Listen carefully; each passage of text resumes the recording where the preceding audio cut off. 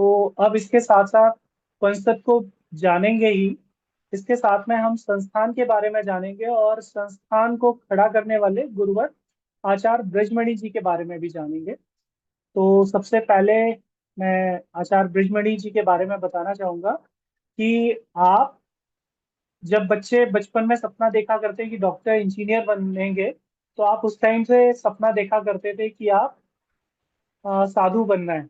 और उस कड़ी में आपने घर छोड़ दिया था बचपन में ही, और वृंदावन में आकर आपकी किसी गुरुकुल से शिक्षा दीक्षा हुई, और उसके बाद में आप एक भागवताचार्य बन गए। तो जैसा गुरुजी ने स्वयं बताया था कि जब माया घेरती है, आपको यश नाम पैसा मिलने लगता है, तो फिर आप ईश्वर प्रदत्त कार्यों के विरुद्ध थोड़ा सा जाते हैं, मतलब माया के उपभोग में चले जाते हैं, उपयोग से परे। और उस कारण से कई बार आपको परेशानियां आती है। तो आपको भी ऐसे ही डॉक्टर्स ने मना कर दिया है कि आपके पास जीवन बहुत छोटा समय बचा है।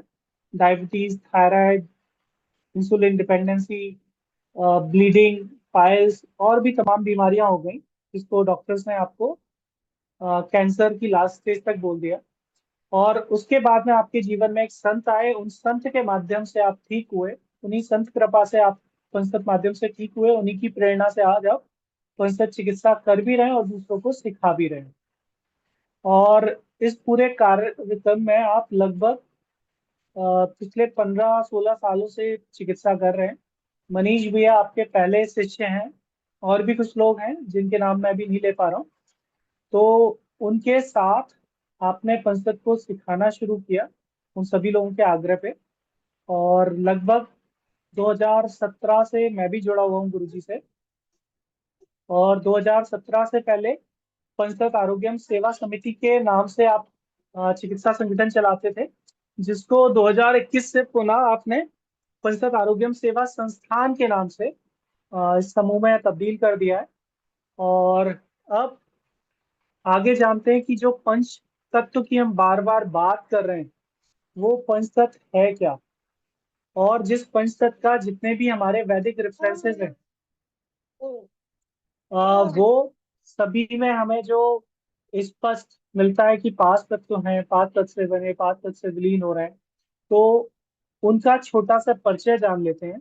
जो भगवत गीता में भगवान श्री कृष्ण बोल रहे हैं, भूमि रापो अनलो वायु हम मनो बुद्धि धीरेव चा अहंकार इत्यम में भिन्ना प्रकृति रस्तधा। तो भगवान कहते हैं कि जो भौतिक शरीर है हमारा, ये भूमि मतलब पृथ्वी, अग्नि, वायु और आकाश, इन पांचों से मिलके बनी है।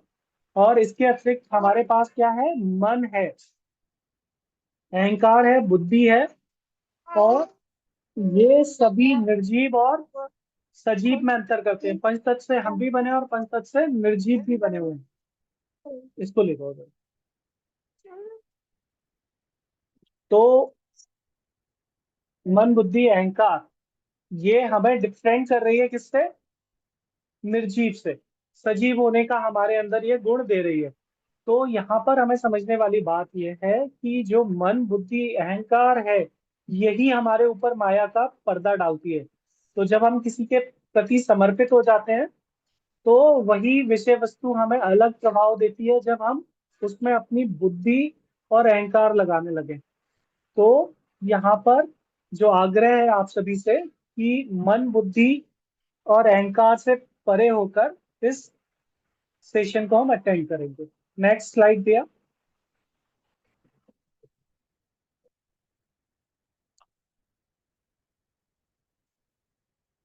रवि भैया नेक्स्ट स्लाइड लगा दीजिएगा।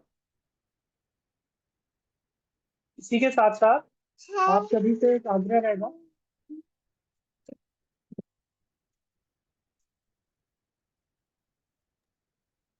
रवि, आप अवेलेबल हो क्या?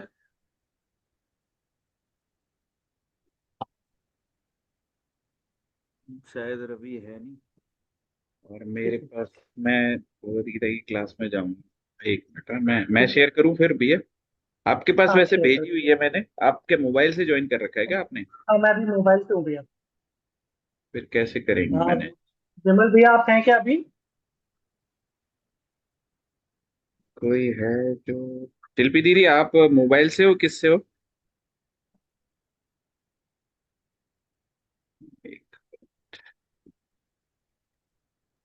भैया मोबाइल से ज्वाइन हो, बताइए। नहीं, मैंने कहा वो स्लाइड शेयर करनी पड़ेगी किसी के, मैं भेजता हूँ, किसको भेज। आप एक काम कीजिए, मेरे को आप एक बार भेजिए। मैं 5 मिनट का ब्रेक लेता हूँ, तब तक आप इसको कंटिन्यू कीजिएगा। हम्म। और मैं फिर लैपटॉप अभी नीचे से लेके आता हूँ फिर। अगर ठीक। कोई दिक्कत नहीं करता है तो लैपटॉप से फिर मैं चालू करूंगा। जी भी। तब तक भैया अगला श्लोक बता दीजिएगा। जी। एक मिनट, हाँ मैं शेयर कर रहा हूँ अपनी। ठीक है। तो अभी ये बाकी सारी चीजें हमने पहले से ही कर दी है। तो लगभग 12:30 बजे तक करेंगे पहले सेशन को, और शाम को 3 बजे, 3:30 बजे, जैसा आप बोलेंगे वैसा। तो शाम को 6, 6:30 तक कंप्लीट करेंगे हम दोनों दिन। और कोशिश करिए म्यूट रखें, इवन वीडियो भी ऑफ रखिए, तो आपको बैंडविड्थ और लोगों को अच्छा मिलेगा। कुछ लोग मोबाइल से या गांव से ज्वाइन किए हुए हैं, तो नेटवर्क का इशू होता है ना। और आप हैंड रेज करके क्वेश्चन पूछ सकते हैं, इंटरेक्टिव रखेंगे, बातचीत करते रहेंगे। एक टॉपिक खत्म होने तक सारे प्रश्न लिखते रहेंगे, फिर एक साथ पूछ सकते हैं। ठीक है। परिचय कंप्लीट हो चुका है हमारा। आप सब लोग ज्यादा से ज्यादा लोगों को जोड़ने के लिए टेलीग्राम का एक पंचतत्व आरोग्यम सेवा संस्थान का ग्रुप है, उसमें अभी कोई भी लिंक भेज देगा आपको। कोई भी अपना सेवा मंडली का सदस्य इस ग्रुप का लिंक भेज देगा, तो वहां पे ज्वाइन लोगों को जोड़ सकते हैं। और सबसे अच्छी बात यह है कि आपने किसको जोड़ा है उसे कभी नहीं पता लगेगा कि आपको उसको किसने जोड़ा है। तो डोंट वरी, आप अपनी पूरी फोन नंबर की लिस्ट जोड़ सकते हैं, उसको पता भी नहीं लगेगा किसने जोड़ा है आपको, उसको। तो आराम से ज्यादा लोगों तक पहुंचाना है, क्योंकि शुरू में लोग रजिस्टर करते हैं। ये लगभग शायद 65,000 लोग हैं इस ग्रुप में अभी करंट में। तो हमारा काम है जैसे आप तक किसी ने पहुंचाया, वैसे ही आप किसी तक ये अच्छी विद्या पहुंचाएं। कलयुग है, थोड़ा रेजिस्टेंस आता है, पर हमें कोशिश करते रहना है। और इस तरह से आपको ये विंडो ऐड करेंगे मेंबर, एक दिन में 100 मेंबर से ज्यादा आप ऐड नहीं कर सकते। और बाद में जिसको छोड़ना है वो छोड़ सकता है, सोच के कि क्यों जोड़ा है, क्या है। तो कई बार क्या होता है, हमको कोई चीज अच्छी पड़ी हुई मिल जाए और हम जल्दी से पिक कर लेते हैं, तो इस तरह से आप ये कर सकते हैं। टारगेट रखिएगा, 100 लोग जोड़ेंगे हम, 20 से 25 नए प्रशिक्षु जुड़े हुए हैं अभी। तो आज 100 लोग जोड़ेंगे तो 2,500-3,000 तक हम लोगों को पहुंचा सकते हैं। ठीक है। ये जस्ट प्रोसेस बताया कि कैसे है। संस्थान का यूट्यूब चैनल आप सबको पता है, पंचतत्व आरोग्यम सेवा संस्थान। सब्सक्राइब करिएगा, गुरुजी नए नए टिप्स रोज देते रहते हैं। रिसर्च चलता रहता है, आपको भी उसका अपडेट्स मिलते रहेंगे, है ना। बहुत सारे लोग, रोगियों के फीडबैक भी हैं इसमें, जो जो ठीक हुए हैं अपनी बीमारियों से और उनसे। तो उससे उस उनको आप मतलब जैसे मान लो आपको कोई रोगी मिला कि यार मेरा माइग्रेन है, तो आप वो माइग्रेन के वीडियो ढूंढ के उनको भेज सकते हैं कि देखो ठीक हो रहे हैं, लोग खुद ही बोल रहे हैं, तो आप भी चिकित्सा ले सकते हैं इस तरह से, है ना। डे 1 शुरू हो गया है। और ये हमारे गुरुजी हैं, आप मिल चुके हैं आज सुबह, है ना। तो गुरु इस पंचतत्व चिकित्सा के प्रेरणा गुरुजी को ही मिली पहले, और फिर जो उनके गुरु महाराज हैं उनसे मिली। गुरुजी को पहले कुछ ऐसी प्रॉब्लम सी, ब्लड कैंसर जैसा कुछ रिपोर्ट किया गया था, या बड़ी आंत में भी कुछ समस्याएं थी। तो टाटा या मुंबई के बड़े कैंसर हॉस्पिटल्स में उन्होंने दिखाया, और वहां पे बोल दिया था कि आपका समय ज्यादा नहीं बचा है, बस आप जैसे भी समय काटना चाहें। तो गुरुजी को गिरिराज जी की परिक्रमा बोले कि चलो एक बार गिरिराज जी की परिक्रमा कर लेते हैं, देखते हैं क्या होता है। तो वहां पे एक संत मिले जिन्होंने गुरुजी को ट्रीट किया, ऐसे ही हरा रंग लगा के हाथ पे, हथेली पे। तो गुरुजी ने पता नहीं क्या किया है। फिर उसके बाद गुरुजी उन संत से लगातार मिलते रहे, तो फिर उन्होंने उन्हें पंचतत्व का ज्ञान दिया। और पहले गुरुजी कथावाचक थे, भागवतम की कथा करते थे। बाद में उनको ये लगा कि आप मतलब उनको उनके गुरु ने ये संदेश दिया कि आप ये सब आप मत करिए, आपको तो चिकित्सा के क्षेत्र में जाना है और बिना दवाई के लोगों की सेवा करनी है। तो वहां से मिशन शुरू हुआ लगभग 2013 के आसपास, आप मान सकते हैं 12-13। और पंचतत्व का सिद्धांत का जो मूल आधार है वो ये है कि क्षिति जल पावक गगन समीरा पंच रचित अति अधम धीरा शरीरा। ये तुलसीदास रचित जो रामचरितमानस है उसमें किष्किंधा कांड से चौपाई ली गई है। और ये चौपाई आपको रट लेनी है, याद कर लेनी है। ये आपको जब हम आगे बढ़ेंगे तो इसी चौपाई के इर्द गिर्द हमारा पूरा चिकित्सा सिद्धांत घूमेगा, है ना। इसका सीक्वेंस और ये तुलसीदास जी ने किस कारण से लिखा था, क्या सीक्वेंस है, ये बहुत इंपॉर्टेंट है। ये मतलब इस चौपाई पे पूरी पीएचडी की जा सकती है, इतनी इतनी महत्वपूर्ण चौपाई है। क्षितिजल पावक गगन समीरा। ठीक है। तो जहां पे भी आप ये वाला लोगो या ये वाला लोगो देखेंगे तो वो संस्थान का लोगो है ना। और ये सब हमने ट्रेड मार्क से कॉपीराइट से रजिस्टर्ड है, तो बिना परमिशन के कोई भी यूज नहीं करेगा इसको। तो गौरव भैया आप आ गए क्या? ठीक है। तो अभी कुछ वैदिक संदर्भ हैं पंचतत्व के, जैसे शिव शुरोदय ग्रंथ से है जिसमें लिखा है। हाँ भैया आप आगे तो आप ले सकते हैं क्या, मैं मेरे को क्लास में जाना हाँ है बस जरूरी। ठीक है। मैं बस थोड़ा सा उसके लिए लगा हुआ हूँ कि ये अभी अपडेट कर रहा है। मैं यहाँ ओके। से शुरुआत कर देता हूँ। रवि आप आ गए क्या? रवि आर यू भैया आपने देयर? मैं देखो। आ गया हूँ, मुझे कॉपी भेज देना, अगर जरूरत पड़ी तो मैं मोबाइल से अपलोड कर दूंगा। अच्छा तो मैं ठीक है, आपको कॉपी तो एक भेज रहा हूँ। कॉपी भैया को और एक कॉपी मेरे को, दोनों को आप फॉरवर्ड कर मैं दीजिए। भेजता हूँ। ठीक है। तो आप ये वाली स्लाइड ले लो जब तक मैं भेज रहा हूँ।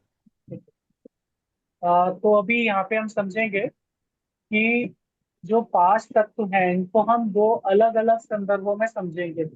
एक चक्र वो है जिससे हम चिकित्सा कर रहे हैं कलयुग में, जिसको गोस्वामी तुलसीदास जी कह रहे हैं। और एक चक्र पंचतत्व पंच महाभूतों का वो है जिससे ये पूरी सृष्टि निर्माण हुई, जिसको बार बार सारे आध्यात्मिक ग्रंथ कह रहे हैं। साइंस भी उसी चक्र को मानता है। तो ब्रह्मांड के निर्माण में जो पांच तत्वों की भूमिका है उस पे भगवान शिव माँ पार्वती को बता रहे हैं। शिव स्वरदो नाम के प्राचीन ग्रंथ के अनुसार कि तत्वात् ब्रह्मांड उत्पन्नम तत्वेन परिवर्तते तत्वे विलियति देवी तत्वात् ब्रह्मांड निर्णय। कि तत्व से ही ब्रह्मांड का निर्माण हुआ है, इसी से पालना होता है और इसी से विनाश है। भगवान महादेव के निराकार स्वरूप से आकाश उत्पन्न हुआ, और आकाश के संगठन से आगे वायु निर्मित हुई। तो आकाश में एक इसका गुण आता है भैया शब्द। मैंने आपको और विमल भाई को व्हाट्सएप पे भेज दिया है ना।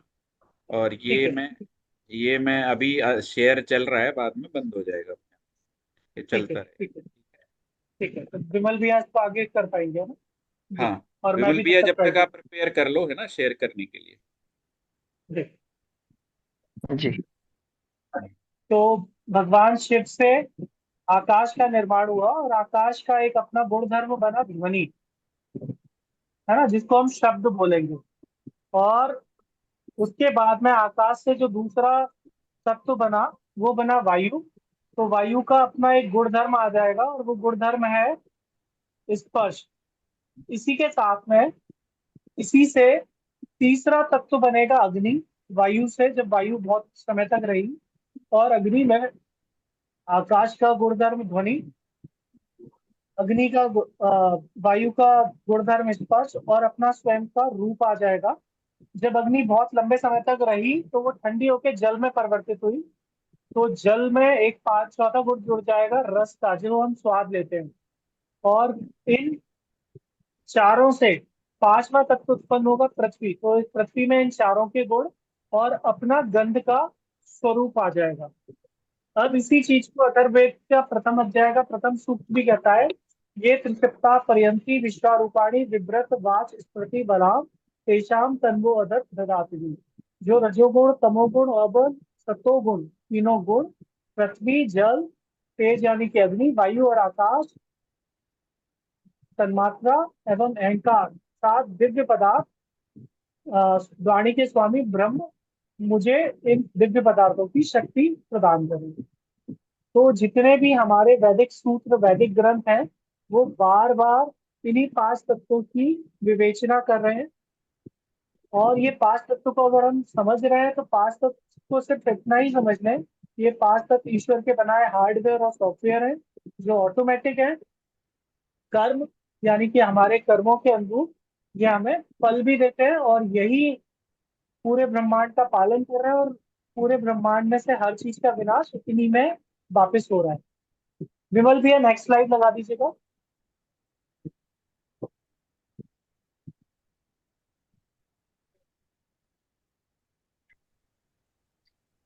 जी भैया, मैं करता हूँ। जी भैया।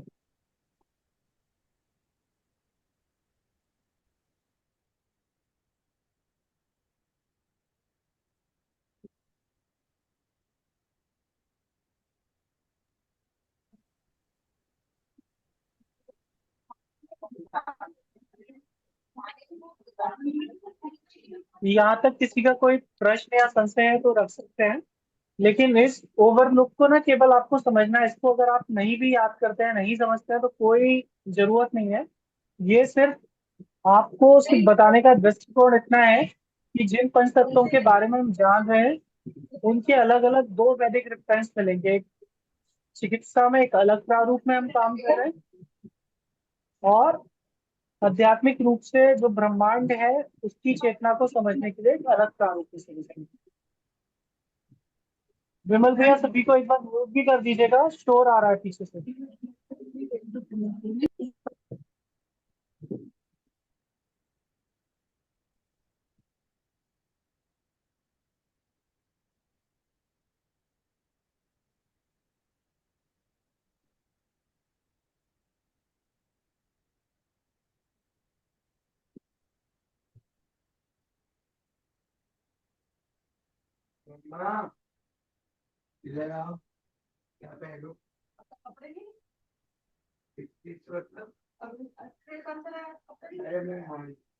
भैया म्यूट कीजिएगा।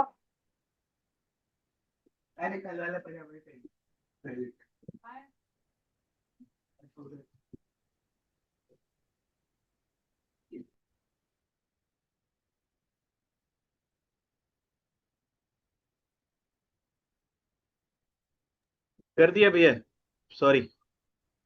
जी भैया, ठीक है। भैया नेक्स्ट स्लाइड चेंज कर दीजिएगा।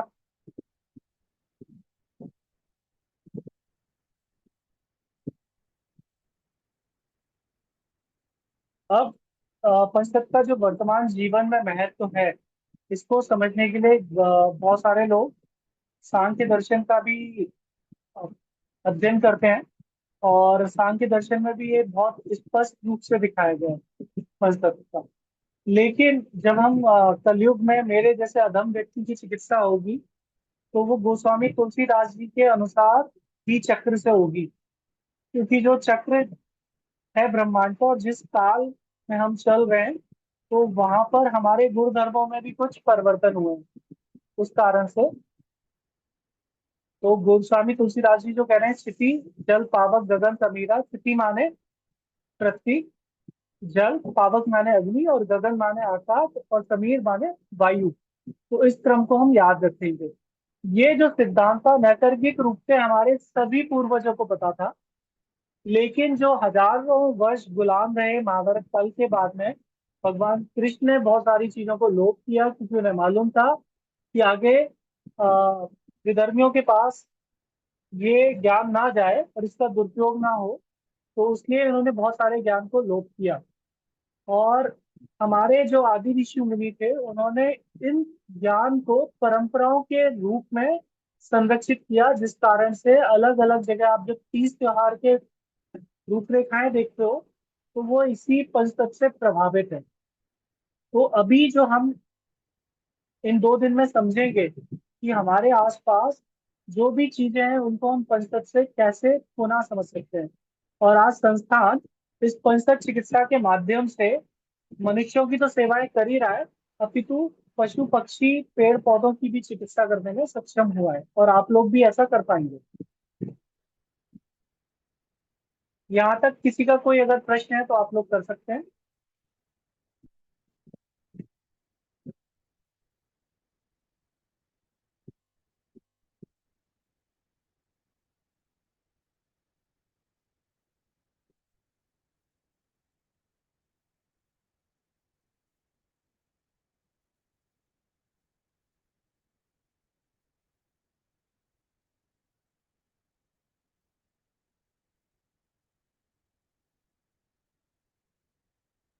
हाँ, तो मैं मान के चलूं अभी किसी का कोई प्रश्न नहीं है।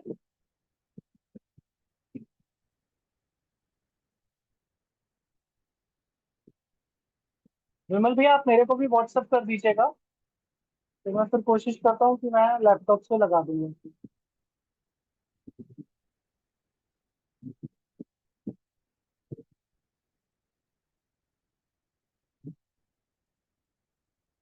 मेरे 790 पे आप भेज दीजिएगा। अब नेक्स्ट आप समझेंगे कि क्या है पंचतत्व। तो जैसे इसमें दिखाई दे रहा है कि हमें वेद और पुराणों में बताया गया कि सृष्टि के रचयिता भगवान विष्णु हैं। कहीं किसी ग्रंथ में आप देखेंगे कि भगवान शिव हैं, कहीं भगवान कृष्ण है, कहीं ब्रह्म है। तो ये सभी जो है ईश्वर की माया है, तो उस पर हम ध्यान नहीं देंगे। तो हम सिर्फ इतना समझेंगे कि जो आदि ईश्वर है, उनसे ये पांच तत्व उत्पन्न हुए, और उन पांच तत्वों के आपस के संयोजन से ब्रह्मांड की हर चीज बनी है।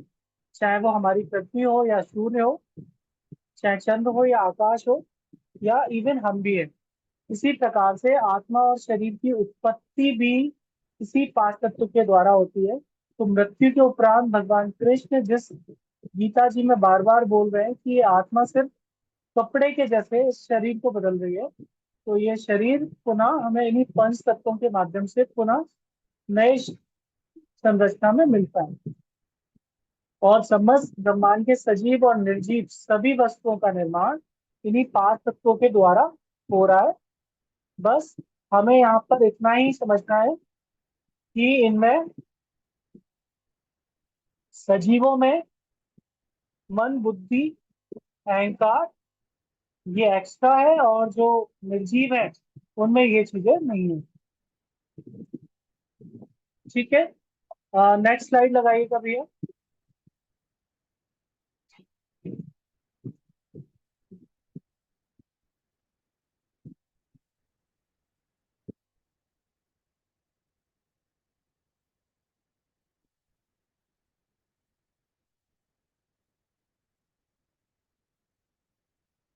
अब यहाँ पर हमें अपने सिद्धांत को भी समझना है। आज के बाद में हम कभी भी जब आपस में बात करेंगे तो किसी बीमारी को अपने ऊपर हावी नहीं होने देंगे, ना मानसिक ना शारीरिक रूप से।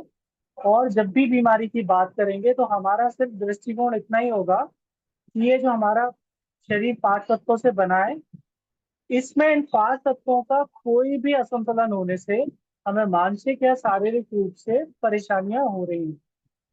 ठीक है, तो अगर इन पांच तत्वों को पुनः संयोजित कर दिया जाएगा तो इसका मतलब है कि हम पुनः स्वस्थ भी हो जाएंगे। ठीक है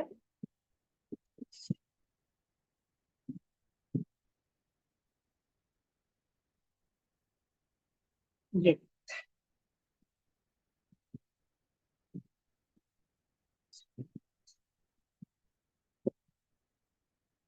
और अभी एक आप लोग कागज पेन ले लेंगे, तो उसमें हम बीमारियों को लिखेंगे। भैया ये वाला लगाइएगा, पंचतत्व चिकित्सा और अन्य पद्धतियां।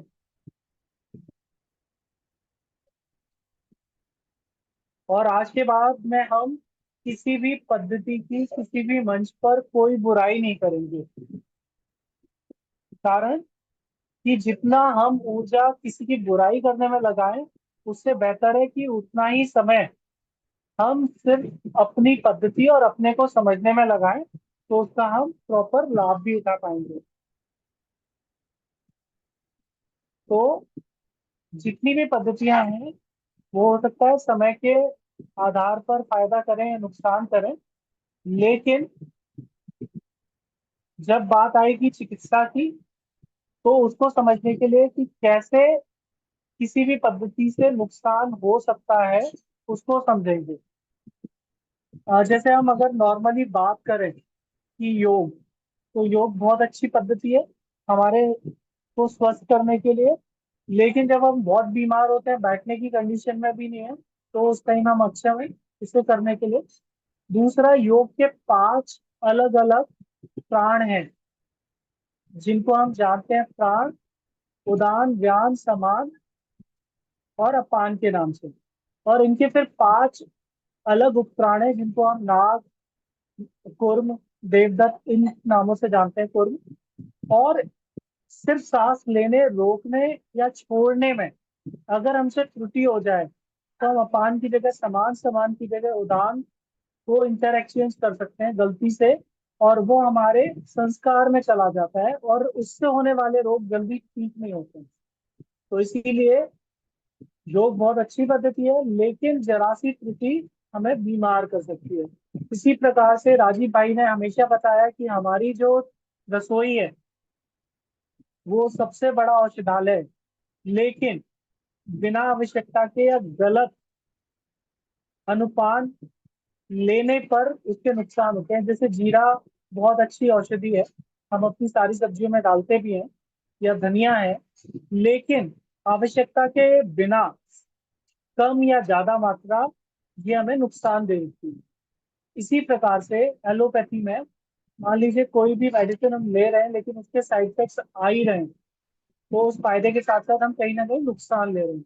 लेकिन जो पंचतत्व की विशेषता है, वो सबसे बड़ी विशेषता ये है कि अगर हमारे डायग्नोज में इनएडिक्वेट और अप्रोप्रिएट, दो शब्द हैं जिन पे सारी चिकित्सा व्यवस्था चलती है, एडुकेट और अप्रोप्रिएट, कि अगर वो हमसे बाई मिस्टेक गलत भी हो जाती है, मतलब जितनी मात्रा हमें चाहिए थी और जिस चीज की आवश्यकता थी वही चीज चाहिए, यानी एडुकेट, और अप्रोप्रिएट मतलब उतनी ही मात्रा। तो अगर हम इनएडिक्वेट और इनअप्रोप्रिएट मैनर में गलत ऊर्जा का चयन भी कर लेते हैं और ट्रीटमेंट भी दे देते हैं, तो रोगी को वो 2 से 10 मिनट में असेस कर देगा और उसको हम हटा देंगे, क्योंकि पंचतत्व में ये स्विच ऑन और स्विच ऑफ जैसा परिणाम दे रहा होता है। तो इसका साइड इफेक्ट भी तुरंत चला जाएगा, बॉडी में स्थायी नहीं होगा। इसलिए हम कह पाते हैं कि पंचतत्व का कोई साइड इफेक्ट नहीं है।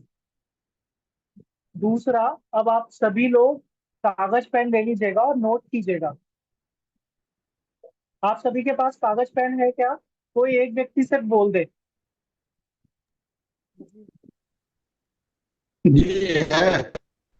जी है। ठीक है भैया, तो आप लोग लिखेंगे पंचतत्व चिकित्सा के अनुसार बीमारियों की डेफिनेशन। तो लिखिए, किसी और उम्र, क्या रही है भैया?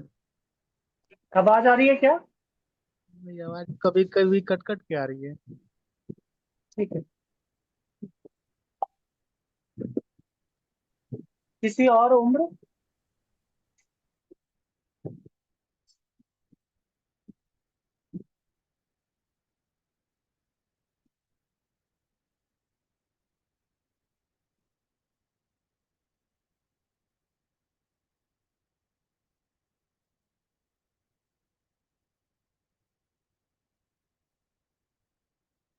लिख रहे हैं आप लोग?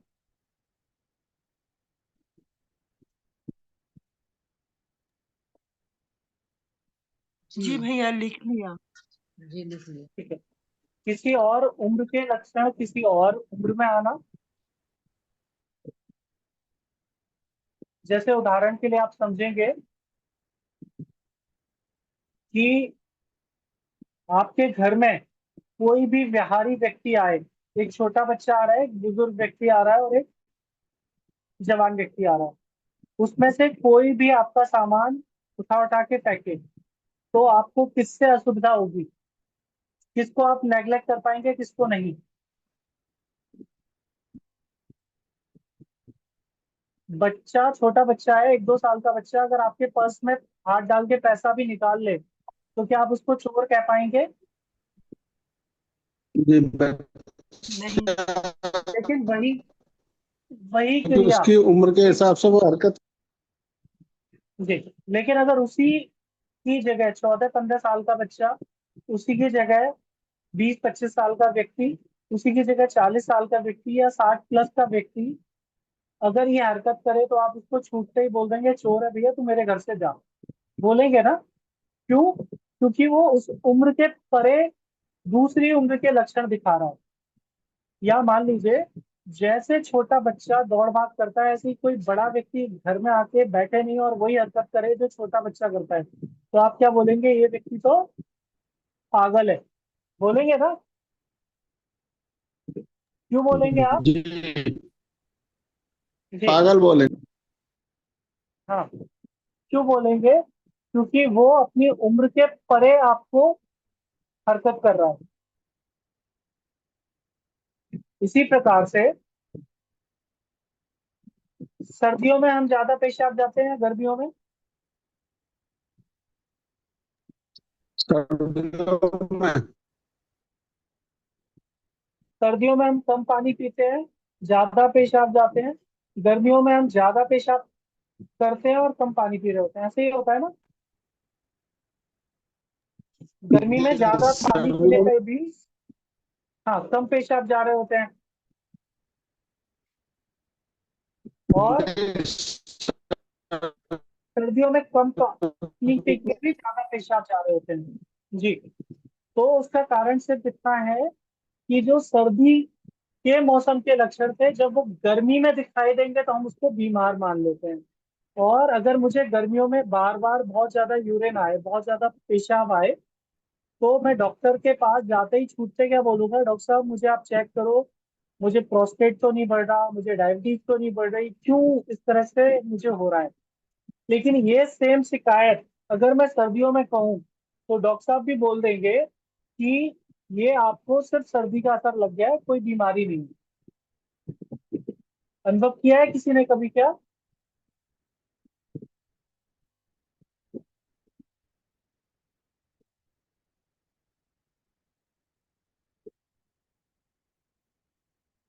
ठीक है।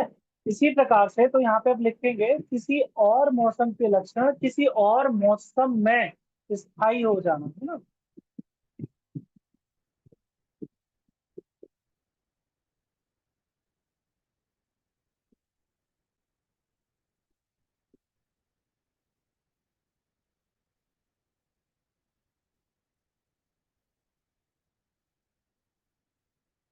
जी। क्लियर है यहाँ पे? किसी और मौसम में दिखाई देना या स्थायी। स्थायी हो जाना या दिखाई देना। ठीक है। इसी प्रकार से अगला लिखेंगे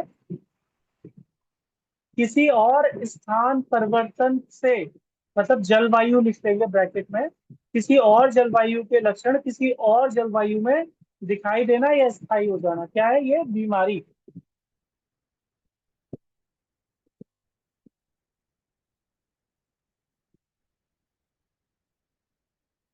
लिख लिया आपने? अब जैसे उदाहरण के लिए समझिए, आप में से कुछ लोग जो भारत से और भारत के बाहर हैं, आपने कभी शायद फील किया हो या किसी भी राज्य से हैं कि अगर आप मान लीजिए देहरादून रहते हैं और आप राजस्थान में जोधपुर जाए, तो देहरादून ठंडी जगह है और जोधपुर गर्म जगह है। वहां पर जाते ही आपको कोई असुविधा हो, या गर्म जगह वाला व्यक्ति ठंडी जगह में जा रहा है, तो आप जाते ही क्या कहते हैं? यहाँ की जलवायु मुझे सूट नहीं कर रही। ठीक है। अब किसी कारणवश आपको वहीं पे स्थायी रहना पड़े, तो वहां की जो जलवायु से आपको दिक्कत थी वो परमानेंट आपके अंदर आ रही है, तो भी क्या कहते हैं? वैसे तो मैं कहीं और जाता हूँ तो ठीक हो जाता हूँ, लेकिन यहाँ की जलवायु ठीक सूट नहीं करती मुझे, हवा पानी सूट नहीं करता। या एक कारण ये भी हो सकता है कि आप पुनः अपने घर पे गए, लेकिन जो लक्षण आपको यहाँ पे आने पे हुए थे वो स्थायी हो गए, तो हम इसको क्या बोलेंगे? कि किसी और जलवायु यानी स्थान परिवर्तन से हमारी जो ऊर्जा बदली है वो स्थायी हो गई वहां। तो किसी और जलवायु के लक्षण किसी और जलवायु में दिखाई देना या स्थायी हो जाना क्या है? बीमारी। इसी प्रकार से अगला लिखिएगा, लिखिए क्या? यहाँ पे क्लियर है क्या जी आप लोग? बोलो। जी बोलो, क्लियर है। ठीक है। तो अब आप अगला लिखिए। सर जी आपका स्क्रीन बड़ा हो सकता है क्या? स्क्रीन बहुत छोटा दिख रहा स्क्रीन है। अभी ठीक है। अभी मैं लैपटॉप से लगाने की कोशिश कर रहा हूँ जी।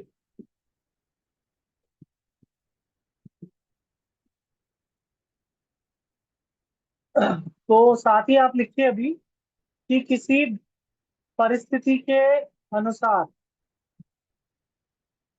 हमारी ऊर्जा परिवर्तन, जैसे मान लीजिए अभी यहाँ पे हम सभी लोग बैठे हुए हैं। आप सभी लोग अपने ऊपर कल्पना करके देखिए कि अगर किसी का फोन आपको आए कि आपकी मैगी गाड़ी चोरी हो गई है या उसका एक्सीडेंट हो गया है, भले ही हुआ है या नहीं है वो एक अलग विषय है, लेकिन इतना सोचने मात्र से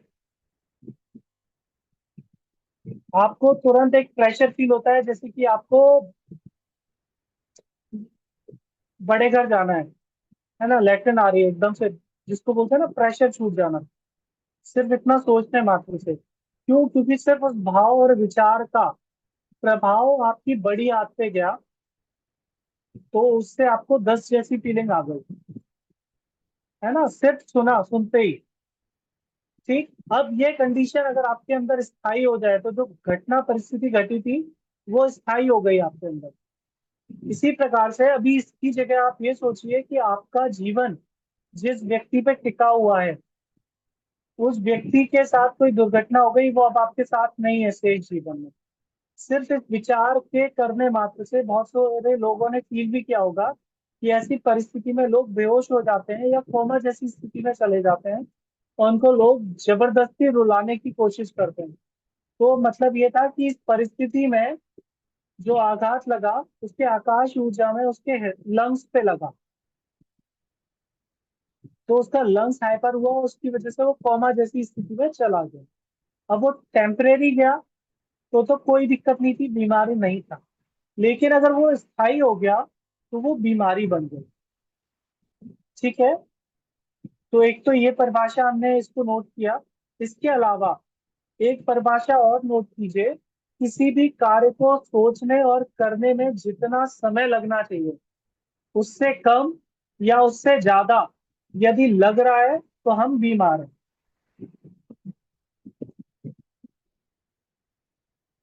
क्लियर हुआ क्या?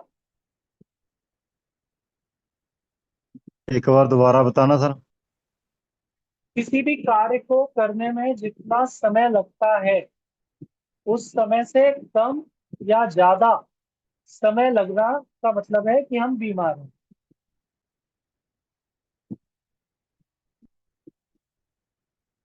जैसे उदाहरण के लिए मेरे पास एक पेन रखा हुआ है, तो मेरे पॉकेट से पेन को निकालने में कितना समय लगना चाहिए? एक निश्चित कुछ सेकंड्स लगने चाहिए। लेकिन अगर उस पेन को निकालने में मुझे मिनट समय लगे, या जैसे ही मैंने सोचा खट से निकाल लिया ऐसे करके, तो ये मुझे बीमार बना रहा है। मतलब मेरा रिएक्शन बहुत तेज हो जाना या बहुत स्लो हो जाना, मेरे रिफ्लेक्सेस, मुझे इस कुर्सी से उठने में ज्यादा से ज्यादा कुछ सेकंड लगने चाहिए। लेकिन इस कुर्सी से उठने में, इस सोफे से उठने में, बेड से उठने में मुझे मिनटों लगे, या हो सकता है घंटों तक मैं हिल ही ना पाऊं। तो क्या हो गया? मैं बीमार। और इस दृष्टिकोण को समझने और याद करने का पर्पज सिर्फ इतना है कि जिससे हम बीमारी को बीमारी के रूप में ना समझ के सिर्फ और सिर्फ ऊर्जा के स्थानांतरण पर गौर करेंगे।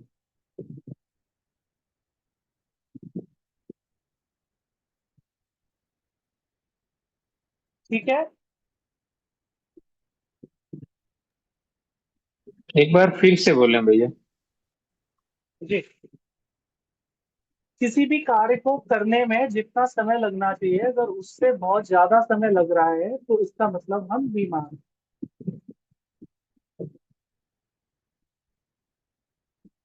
या उससे बहुत कम समय लग रहा है।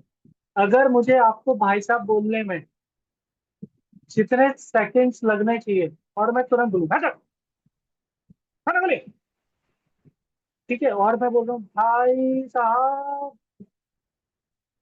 फिर 5 मिनट ब्रेक ले जाऊं, खाना, फिर ब्रेक ले जाओ, खा लीजिए। तो सामान्य किस परिस्थिति में था, पहले वाली में या बाद वाली में या दोनों में ही नहीं था?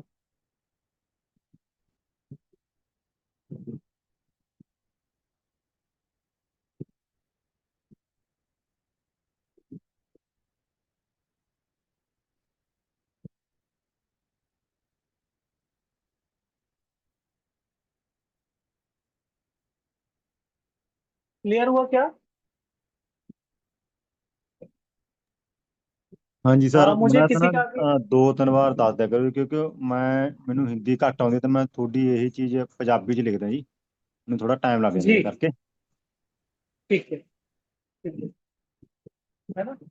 तो यहाँ पे सिर्फ हमें इतना समझने की दृष्टिकोण चाहिए कि किसी और उम्र के लक्षण किसी और उम्र में आना, जो बच्चे की हरकतें हैं वो बच्चे के लिए स्वाभाविक है तो हम उसको बीमार नहीं मानते, लेकिन वही हरकतें बड़ा व्यक्ति करे या बुजुर्ग करे तो बीमार है। या बुजुर्ग को जो समस्याएं होती हैं, चलने में, बैठने में, सोचने में, स्किन सिकुड़ जाती है, वही समस्या किसी बच्चे को या जवान व्यक्ति को हो तो हम उसको बीमार बोलेंगे। इसी प्रकार से किसी और मौसम के लक्षण, जैसे गर्मी में लगना स्वाभाविक है, लेकिन अगर हमें गर्मियों में सर्दी लगे और जितनी गर्मी आ रही है उतने ही मैं कपड़े पहनूं, स्वेटर पहनूं, कंबल रजाई ओढूं, तो फिर वो मैं बीमार हो जाऊंगा, फिर मैं स्वस्थ नहीं हूँ, है ना। इसी प्रकार से, तो मौसम का हो गया। इसी प्रकार से हमारे सानिध्य की बात होती है कि यहाँ पे सभी पुरुष और महिलाएं, जब मैं ही अपनी पत्नी के साथ बैठूंगा तो अलग तरीके से बात करूंगा, माँ के साथ बैठूंगा तो अलग तरीके से बात करूंगा, बहन के साथ बैठूंगा तो अलग तरीके से बात करूंगा, बेटी के साथ बैठूंगा तो अलग तरीके से बात करूंगा। लेकिन एक जैसे विचार सभी के साथ बैठने में आने लगे तो फिर मैं मानसिक रूप से कहीं ना कहीं बीमार हूँ। तो वो क्या बदला, सिर्फ सानिध्य। या मान लीजिए बहुत सारे लोग अपने बॉस से डरते हैं और बॉस वाला प्रेशर 24 घंटे फील करते हैं, जिससे उनका बीपी भी डिस्टर्ब हो सकता है, शुगर भी डिस्टर्ब हो सकती है, नींद भी डिस्टर्ब हो सकती है ना, हैबिट्स भी डिस्टर्ब हो सकती हैं। तो वो जो प्रेशर है, जो सानिध्य है, 24 घंटे फील हो रहा है उस व्यक्ति के होने और ना होने से, वो स्थायी हो गया, तो वो बीमारी है। इसी प्रकार से घटना दुर्घटना को हमने समझा। ठीक है, तो नेक्स्ट भैया आप लगाइएगा, विमल भैया, 5 तत्वों के रंग, गुण, धर्म, स्वभाव।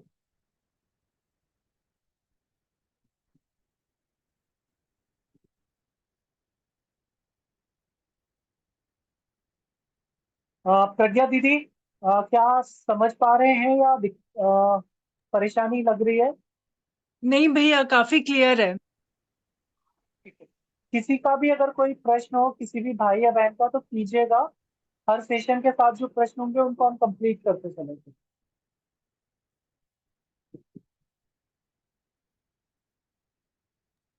जी, तो गौरव जी अभी। भाई साहब, मेरा एक निवेदन था। जी हेलो। इसका जी भाई साहब, पीडीएफ होता तो बहुत अच्छा होता। देखिए पीडीएफ तो नहीं मिलेगा आपको, क्योंकि हाँ आप क्योंकि जो पढ़ रहे हैं, जो आप लिख रहे हैं ना, ये आप स्वयं बनाएंगे। ये जो प्रेजेंटेशन चल रही है, ये भी आप जैसे जी किसी भाई या बहन से बनाई हुई है ना। जी तो इसमें भी ठीक कहीं है। कोई त्रुटि हो सकती है। दूसरा, ठीक गुरुजी है। हमेशा कहते हैं कि जितना आप अपने हाथ से अभ्यास कर लेंगे ना तो बेटर है। तो आप लोग जी स्वयं से गुरुजी को बना के भी भेजेंगे, चाहे आप कागज ठीक है। पेन पे ठीक बना है। के भेजें, कंप्यूटर। धन्यवाद। जी जी जी। तो अब इन 5 तत्वों के बारे में सिर्फ अभी हम सिर्फ 4 चीजों पे फोकस करेंगे। हर तत्व का एक उम्र है, एक रंग है, एक स्वाद है और एक गुणधर्म है।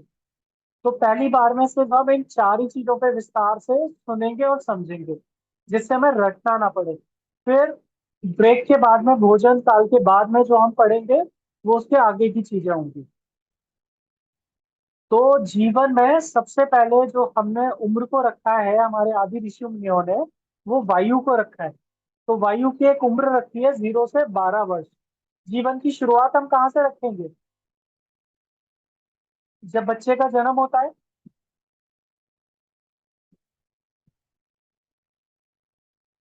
ठीक है ना।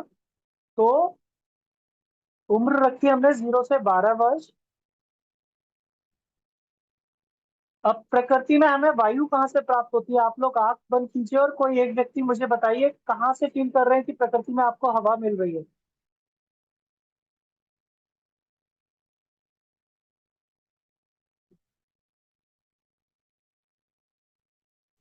सराउंडिंग से। ठीक है। और जब हमें हवा ना मिल रही हो और कहीं आसपास कोई चीज होती है, जब हम मान लीजिए बिजली की कोई भी चीज हमारे पास नहीं है, हाथ वाला पंखा भी नहीं है, तो फिर हम क्या ढूंढते हैं? कहाँ से हवा के लिए किसके पास जाना चाहते हैं? पेड़ों के पास। पेड़ के पंख। ठीक है। तो प्रकृति में जो हवा का सोर्स हमें दिखाई दे रहा होता है, जो विजिबल सोर्स है, वो पेड़ पौधे हैं, है ना, जिसको हम हरियाली भी बोलते हैं। तो हमारे आदि ऋषि मुनियों ने वायु का रंग क्या रखा? हरा। हरा। यहाँ पे कोई कंफ्यूजन किसी को?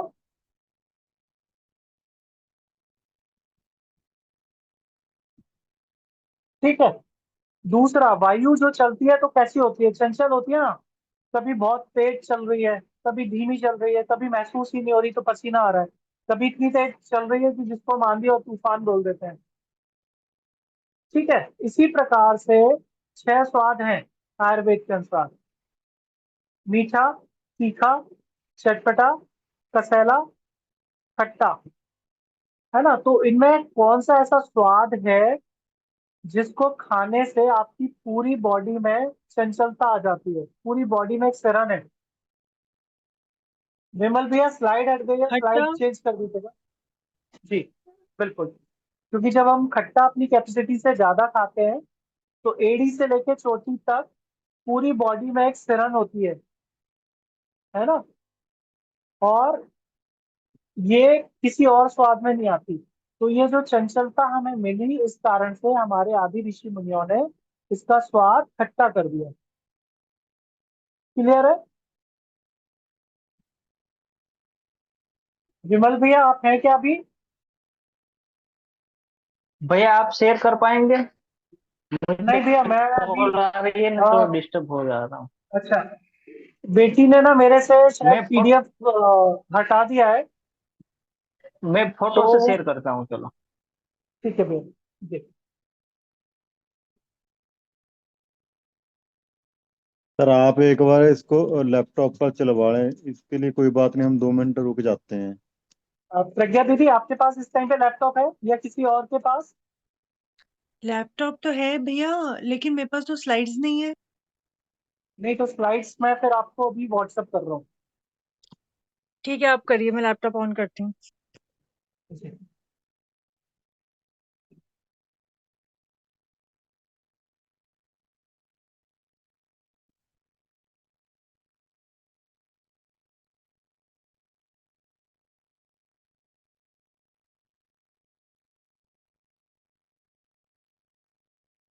अ, तब तक आप लोग लिखिएगा।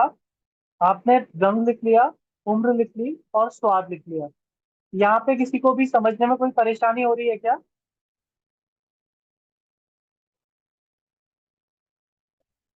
सर क्या क्या लिखना है? रंग, वायु का रंग क्या लिखा आपने?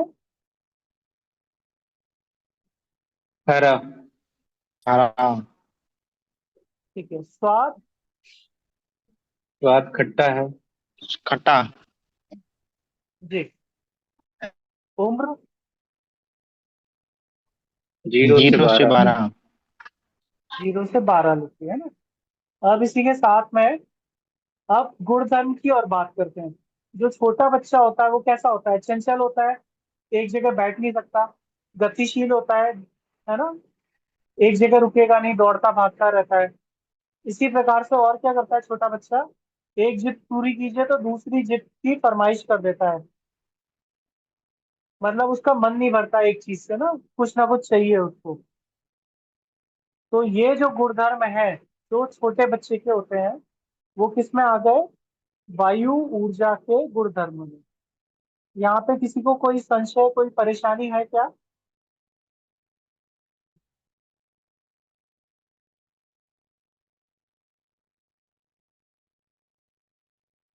नहीं जी। ठीक है।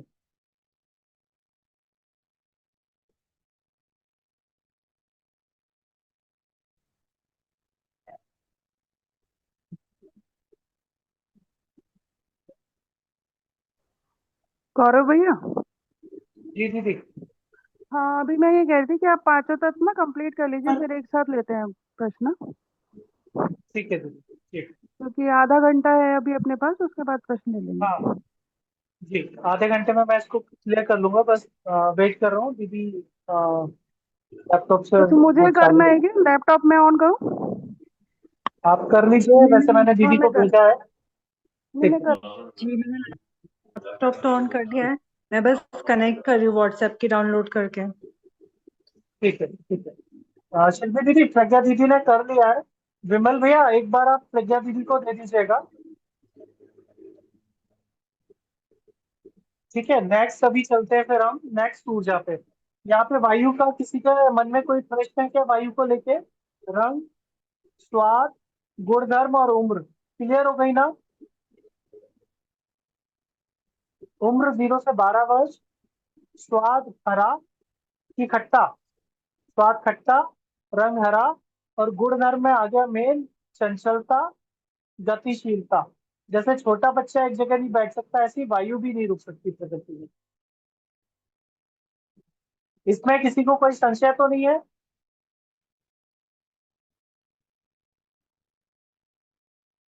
अग्नि ऊर्जा लिखेंगे।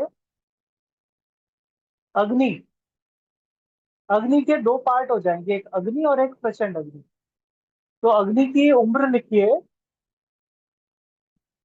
लिख पा रहे हैं आप सभी लोग?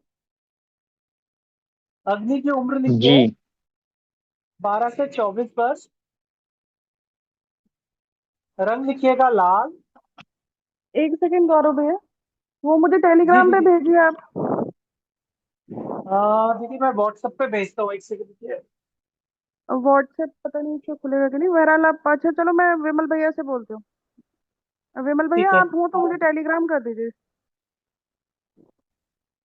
जी जी दीदी। जी। टेलीग्राम पे वैसे भेज दीदी, दीजिए भैया मुझे स्लाइड्स ना। ठीक है मैं भेज रहा हूँ। और वैसे शायद शिल्पी दीदी जो है प्रज्ञा दीदी ने डाउनलोड कर लिया है ना? तो शायद वो और चला पाएंगे। भैया 5 मिनट में रवि भैया भी आ रहे हैं, तो हो जाएगा अच्छा, रवि दोनों भैया से। भी ठीक है। हाँ ठीक है। ठीक। तो सभी लोग अग्नि में लिखिएगा। रंग हो गया लाल। स्वाद इसका लिखेंगे कड़वा। भैया आपकी आवाज कट रही है, आप अपनी लोकेशन चेंज कीजिए। भैया जी वायु का पूरा हो गया। हाँ, वायु का पूरा मैं हो गया, नहीं, 4 सब अंक। वायु का तत्वों का जो जो चल रहा है ना, उसके हो फोटो गया। ग्रुप में रख रहा हूँ।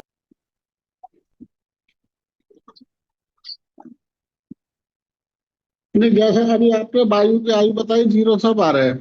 रंग हो गया हरा, स्वभाव चंचलता, स्वाद खट्टा, जी। बस इतना ही बताया आपने। हाँ, यही बस 4 चीजें अभी समझिएगा सभी लोग ना। बस अभी इतना ही लिखिए, अभी आगे डिस्कशन होगा इसके ऊपर। जो भैया बोल रहे हैं ना उतना लिख लीजिए बस। अभी मैं इसकी सारी इंफॉर्मेशन अगर आपको दे दूंगा ना, तो आप इसको याद नहीं कर पाएंगे, फिर उसको रटना पड़ेगा आपको।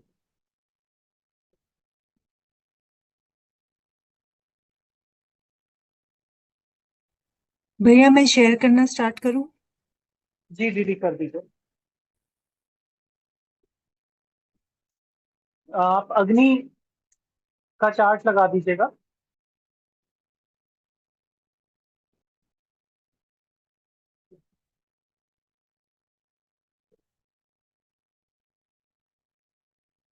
तो अग्नि के विषय में समझेंगे जब हम आंख बंद करते हैं और अग्नि के विषय में सोचें, तो आपको कौन सा रंग दिखाई दे रहा है? जिसको जो रंग दिखाई दे रहा है वो बताइएगा। और नीचे चले जाइए जी, अभी अभी और नीचे चले जाइए। अभी और, अभी और, अभी और। आप अभी दूसरी वाली लीजिए, लाल वाले, हाँ बस ये।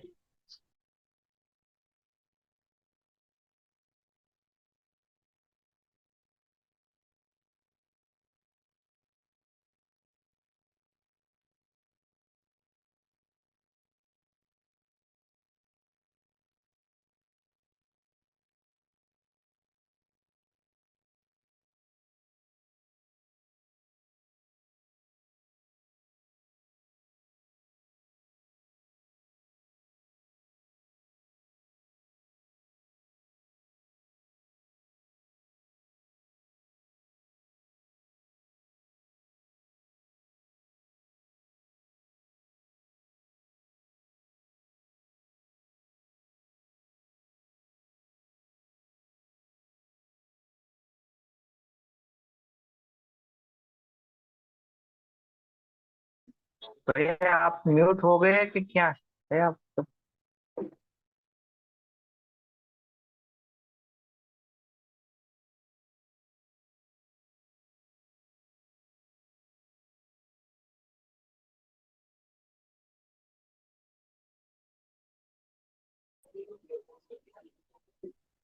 जी। तो जब हम अग्नि की बात कर रहे हैं तो प्राकृतिक रूप से जो अग्नि है वो हमें लाल दिखाई देती है। अगर हम केमिकल बेस्ड जो आग देखेंगे, जो एलपीजी गैस होती है, तो उसमें हमें ब्लू फ्लेम ज्यादा दिख रही होती है। लेकिन जो प्राकृतिक अग्नि होगी उसमें लाल रंग हमें ज्यादा दिखाई देता है। तो अग्नि का लाल रंग हमारे ऋषि मुनियों ने ले लिया। उम्र इसमें आपको 13 से 24 वर्ष दिख रही होगी, लेकिन इसकी जो उम्र आप लिखेंगे वो 12 से 24 वर्ष लिखेंगे। तो 12 जो है ट्रांजिशन फेज में है। ठीक है। दूसरा, किसी भी स्वाद को, चाहे मीठा हो, चाहे तीखा हो, चाहे कड़वा हो, चाहे चटपटा हो, चाहे फीका हो, उसको आग में आप जला दीजिए तो उसका स्वाद कैसा हो जाता है? कड़वा। तो स्वाद क्या लिखेंगे हम? कड़वा, बिटर। ठीक है। अब जो 12 से 24 साल के बच्चे के गुणधर्म होते हैं, जब भी उसके स्वयं से जुड़ा हुआ कोई काम होगा तो वो जोश में भी होगा, उसके मन मुताबिक बातें नहीं होंगी तो वो क्रोध में भी होगा, ताकत का भी इस्तेमाल शुरू करता है वो, है ना। यहाँ तक क्लियर हुआ? यहाँ पे किसी का कोई संशय है तो रखिए। हाँ जी, ठीक है ये तक था। ठीक है। तो रंग यहाँ पे हमें मिला लाल। स्वाद, किसी भी स्वाद को ज्यादा जलाने पे हो जाएगा कड़वा, तो कड़वा स्वाद मिल गया। उम्र, हर तत्व में हम सिर्फ 12 12 उम्र जोड़ रहे हैं, तो 12 से 24 उम्र हो गई। और गुणधर्म हो गए जोश, क्रोध, ताकत, उमंग, ऊर्जा। ठीक है। अब इसका अगला चलिए, प्रचंड अग्नि। दीदी नेक्स्ट स्लाइड कीजिए। इसमें जो रंग आएगा उगते हुए जो सूरज का होता है, जिसको हम भगवा बोलते हैं या नारंगी रंग बोल लीजिए, वो हो जाएगा। जैसे अगर हम मोमबत्ती को जलाते हैं और उसमें से उंगली निकालते हैं, तो हम निकाल सकते हैं, उंगली नहीं जलती। लेकिन जब होलिका दहन होता है और जो होली की आग होती है या बड़ी से बड़ी आग जो होती है, वो जब दहक जाती है, या चूल्हे पे अगर हम कभी आग जलाएं, तो जब लकड़ी पूरी तरह से दहक जाती है तो अंगारे जैसा हमें जो रंग दिखाई दे रहा है, वो प्रचंड अग्नि है। और उस कंडीशन में उसके सिर्फ पास जाने पे भी हम जल जाते हैं बिना टच किए। जबकि जो छोटी अग्नि थी, मोमबत्ती वाली, उसमें अगर हम उंगली भी डाल देते हैं तो जलते नहीं थे। क्योंकि ज्यादा ये किसी भी स्वाद को जला रही है तो उसका स्वाद और तीखा और कड़वा हो जा रहा है। और यहाँ पर जो विषय है उसके अनुसार 24 से 36 उम्र का व्यक्ति, जब उसकी स्पून फीडिंग बंद हो गई, समाज उससे बार बार पूछता है कि आप क्या कर रहे हो, आपने क्या पढ़ाई की है, आप क्या करते हो, कैसे करते हो, कितना कमा लेते हो। तो जो सामाजिक प्रेशर है, उस कारण से आप देख रहे हैं कि आपके अंदर जोश के साथ होश आने लग गया। जब पापा और मम्मी आपको पैसे देते थे तो आपको खर्चे से मतलब नहीं था, सिर्फ पैसे चाहिए थे जरूरत पे। लेकिन अब आप जब खुद कमाना शुरू कर रहे हो तो आप पूरे महीने का हिसाब देखते हो कि अरे अभी तो मेरे पास इतने दिन बचे हैं, इतने कम पैसे बचे रहे। तो जोश के साथ आपके पास होश आ गया, क्योंकि स्पून फीडिंग बंद हो गई। लेकिन क्रोध आज भी आपको आता है।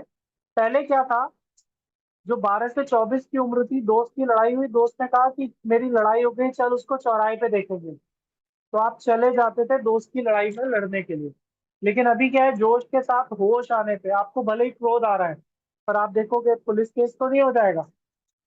आपकी जॉब है, आपकी जॉब पे तो कोई बात नहीं आ जाएगी, आपका ऑफिस है, आपकी भी मीटिंग है, तो अभी नहीं आ सकता। दोस्त को आज भी आप उतना ही प्यार कर रहे हो, लेकिन परिस्थिति चेंज हो गई।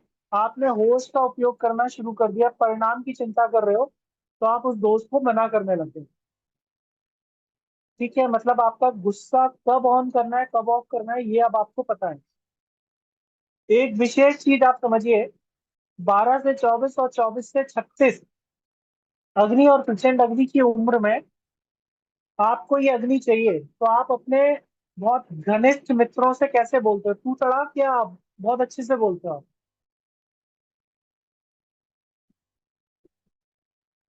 कोई भी एक व्यक्ति जवाब दे। बोलिए। आपके जो बहुत घनिष्ठ मित्र होते हैं उनसे आप बहुत कड़वा बोलते हो या बहुत प्यारा बोलते हो? प्यार नाल बोलते हैं जी। अच्छा बोलते हैं, नहीं, प्यारा अच्छा तो बोलते हैं। बोलते हैं। जैसे अगर आप मान लीजिए आपका जो बहुत पक्का दोस्त है ना वो 10 साल बाद भी मिल रहा है, तो आप बोल सकते हो ना, अरे कुत्ते कैसा है तू। नहीं, ऐसा तो नहीं बोलते हैं। लेकिन ऐसा क्या आप किसी अनजान व्यक्ति से बोल सकते हैं? बिल्कुल बिल्कुल सर, दोस्तों के साथ इसी उम्र में सबसे ज्यादा हाँ, गलत नहीं, दूसरे भाषा की का उम्र में इस्तेमाल नहीं करते बोलेंगे। नहीं, सतीश भाई, मेरा प्रश्न सिर्फ इतना है कि जब आप इस उम्र में थे 12 से 24 और 24 से 36, आप पूरी क्लास में किसी से भी कैसे बोलिए, सर से मैडम से कैसे भी बोलिए, लेकिन जो आपका सबसे फास्ट फ्रेंड था, क्या आप उससे हाँ, नॉर्मल तरीके से बात करते थे या कुछ अलग तरीके से दिखाते थे बात करते थे उससे? सबसे अलग अलग। अलग बोलते हैं, अलग बोल सकते हैं। अलग बोल भी सकते थे और बोलते भी थे। और हाँ, इवन आज भी जब वो मिलेगा ना, तो हाँ, उस शैली में आपकी जबान खुद ब खुद चल निकलेगी, बस आपके आसपास कोई नहीं होना चाहिए। बराबर है, है ना? तो वो बराबर। कारण क्यों है? क्योंकि आपको उस व्यक्ति से अग्नि मिलती थी। है ना? हाँ, इसीलिए दुनिया के जितने भी ड्रग पैडलर्स हैं, हाँ, वो ड्रग्स, शराब माफिया, नशा माफिया जितने भी हैं, वो किस उम्र को ज्यादा टारगेट करते हैं? हाँ, यही यही स्कूल वाले उम्र। और कॉलेज वाले ना, ऑफिस हाँ, गोइंग। बराबर है। कॉलेज कॉलेज गोइंग, स्कूल हाँ, एंड कॉलेज गोइंग। तो वो इसीलिए कर रहे हैं कि अगर एक बार उनको स्वाद दे दिया तो फिर वो स्वाद को छोड़ नहीं पाएंगे, क्योंकि उस टाइम पे उनकी बॉडी को ये रिक्वायर्ड है। हम्म। वो आपको स्वाद से मिले, वो आपको भाषा से मिले, वो आपको रंग से मिले, वो आपको बोली से मिले, कहीं से भी मिलना चाहिए। ओके। जी। ठीक है ना? जी। मान लीजिए, जैसे सतीश भाई, आज आपकी उम्र क्या है? 42 है। 42 है ना? तो हम्म। आज की डेट में आप जिम जाएंगे, तो क्या आप ऐसा कोई एक्सरसाइज करना चाहेंगे जो आपकी कैपेसिटी से बाहर हो? आपके वेट उठा रहे हैं या कुछ भी कर रहे हैं तो आपकी कैपेसिटी से बाहर है, आप करना चाहेंगे क्या? नहीं करेंगे। लेकिन अगर आप 12 से 24 या 24 से 36 होते, तो उस हाँ, टाइम पे आप किसी को इम्प्रेस करने के लिए या अपनी लिमिट चेक करने के लिए जोश में बस आ गए, आपने उठा लिया। बराबर, है बराबर ना? है, बराबर है। तो यही कारण है कि आज जो युवा वर्ग जिम कर रहा है उसको सबसे ज्यादा आपको स्लिप डिस्क और स्पोर्ट्स इंजरी दिखाई दे रही है, बराबर। कि ही डोंट नो हिज लिमिट ना। करेक्ट ठीक है, है। तो बराबर। यहाँ तक किसी का कोई प्रश्न वायु अग्नि प्रचंड अग्नि को लेकर? सर ये नारंगी रंग जो लिखा है इसको पीला ही कह सकते हैं कि ये नारंगी कहने। नारंगी मतलब जो उगता हुआ सूरज है ना, जिसको भगवा हम बोलते हैं, हाँ केसरिया, जी, हाँ। हाँ जी। उगते हुए सूरज वाला रंग है ये। ओके। ठीक है जी।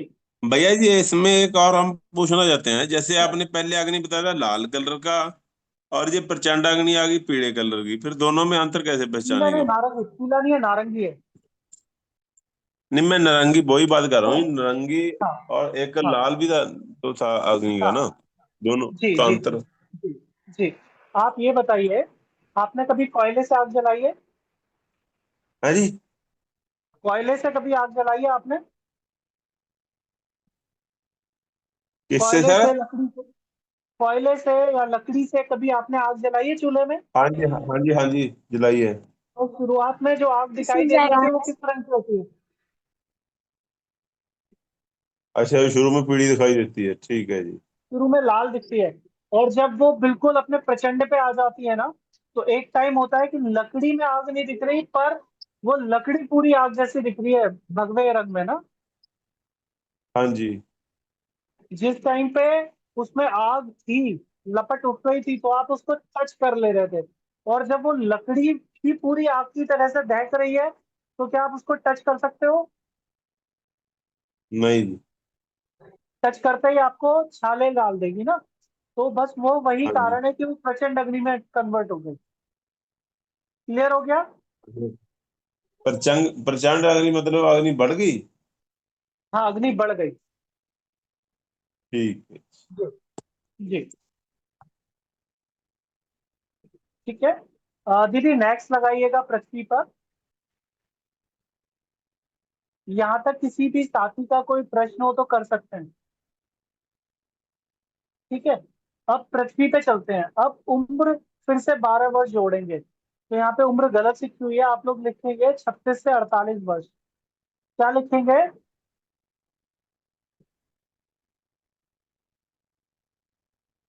36 से 48 वर्ष।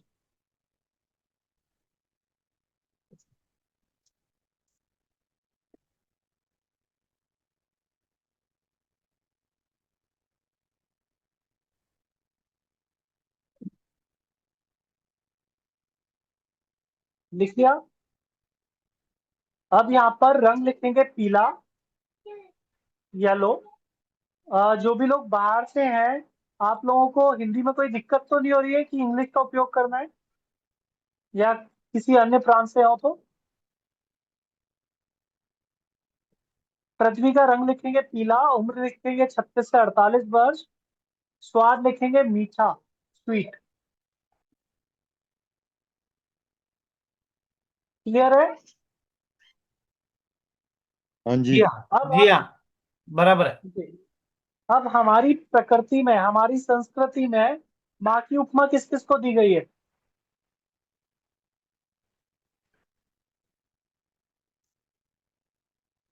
माँ। हाँ धरती माँ, फिर जो हमारे रिवर्स जी हैं, गंगा माँ। जी जी, जी, इन दोनों को। ठीक है। गौ माता। गौ माता है। जी, धरती गौ माँ है। माता है। दाई माता, मतलब जो किसी और के शिशु को भी अपना स्तनपान कराए। पहले दाई माँ हुआ करती थी ना राजा महाराजाओं के यहाँ। जी हाँ। देवी माँ है ना। मतलब जो भी देवी किसी का जीवन दायिनी और लालन पालन करती है वो सभी हमारे यहाँ माँ कहलाई, जिसमें पृथ्वी भी हो गई, जिसमें गौ माता भी हो गई, सारे जल स्रोत नदियां भी हो गई, दाई माँ भी हो गई, और देवी माँ, जिसको हम आदि शक्ति बोल लेते हैं ना, जिस भी स्वरूप को आप माने। तो इनमें से जो माताएं जीवन मिलते ही लालन पालन कर रही हैं, जैसे गौ माता और माता, अभी तो आ, बाजार में दूध का प्रोडक्ट आ गया कि पैदा होते ही बच्चे को देने लग गए। ये बात अलग है कि इसके दुष्परिणाम आते हैं भविष्य में। लेकिन पहले अगर जिन माताओं का दूध नहीं आता था तो उस बच्चे का पालन सिर्फ गाय के दूध से करते थे। तो अपनी माता और गाय के दूध का जो रंग और स्वाद था, देशी गाय की बात कर रहा हूं मैं, तो वो क्या होता था?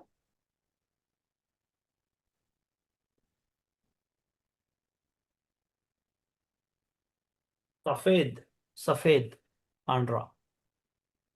पीला। आप पीला कलर में, थोड़ा पीला कलर में। हल्का पीला। हाँ बिल्कुल। उसका घी भी आपको पीला कलर में मिलेगा, छाछ भी पीला कलर में मिलेगी, सब जी पीले में।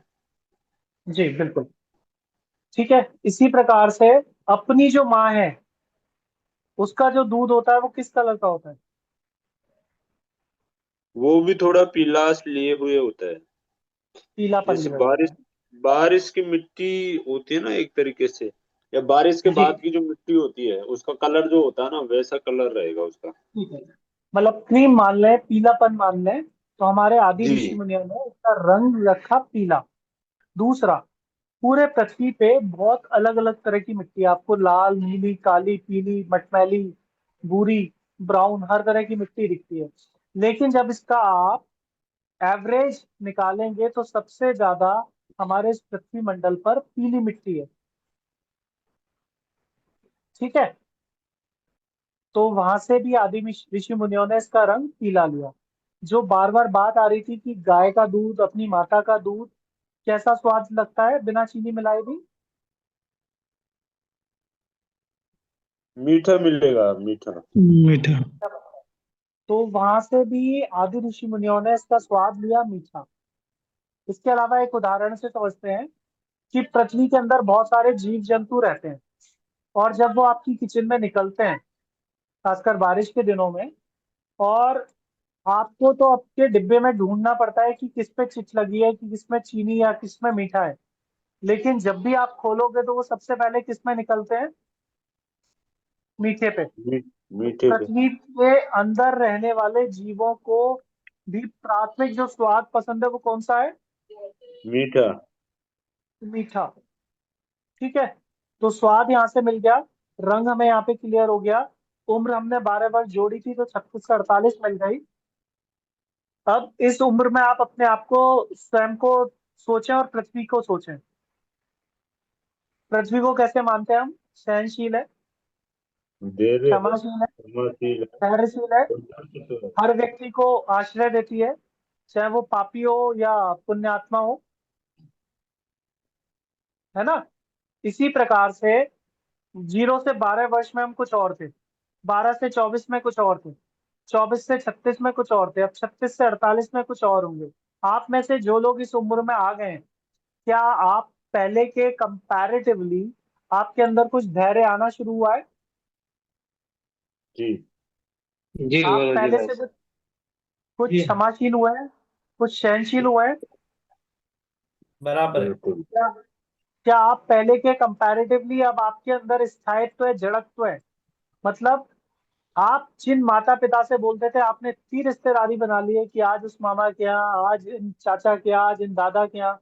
अब पुरानी रिश्तेदारी तो छोड़, दूर की बात है, आप अपनी ससुराल की रिश्तेदारी, अपने ऑफिस कलीग, अपने आस पड़ोस के कलीग, उनके साथ भी आप रिश्ते नाते बना रहे हैं और निभा रहे हैं। तो इसका मतलब आप प्रगतिशील हो रहे हैं। अभी तक आपको जीवन में हो सकता था सिर्फ मौज मजा मस्ती चाहिए थी, लेकिन अब आपको आपका अपना घर चाहिए, आपको अपनी गाड़ी चाहिए, आपको अपने रिटायरमेंट की प्लानिंग चाहिए, आपको भविष्य के हिसाब से सब कुछ चाहिए। अभी तक हो सकता था कि आप शादी भी नहीं कर रहे थे, अब शादी कर रहे हैं तो अभी से बच्चे भी चाहिए। तो आप अपनी लाइफ में एक जड़त्व तो लेके आ रहे हैं, स्थायित्व तो लेके आ रहे हैं, और उसको आप प्रोग्रेसिव मोड पे हैं। यहाँ तक किसी को कोई संशय, कोई परेशानी? ना। जी ठीक है, नहीं। इसी के साथ में, जी, इसी के साथ में एक चीज और समझिए कि अभी तक आप मार्केट जाते थे 10 बार, और 10 चीजों के लिए आपको 10 बार जाने में कोई प्रॉब्लम नहीं थी। लेकिन आज की डेट में आप अगर मार्केट जाते हैं तो क्या चाहते हैं? कि एक ही बार में लिस्ट बना के जाऊं और 10 बार का काम एक ही बार में कर लूं। बिल्कुल। ठीक है, आप अब देखते हैं कि मौसम कैसा है, सर्दी है कि गर्मी है? पहले देखा करते थे। ना। अब आपके आसपास वाले लोग क्या कहते हैं? ये व्यक्ति ना आलसी हो गया। तो आप बताइए मुझे, आप आलसी हुए हो कि समझदार हुए हो? समझदार। अभी तक आपका प्रबंधन जैसा भी था, लेकिन अब आप चाहते हो कि इस प्रबंधन में आप कहीं फंसे ना। तो मतलब पृथ्वी की जो ऊर्जा है ये मैनेजमेंट को भी देखती है। क्लियर हुआ? तो अभी आप में से कोई भी भाई या बहन जिसका मैं नाम लूं, या आप लोग अपने आप से बताना चाहें, वायु का रंग हरा क्यों है, अग्नि का रंग लाल क्यों है, इसका स्वाद ऐसा क्यों है, इसके गुणधर्म क्या है, कोई बता सकता है बिना देखे?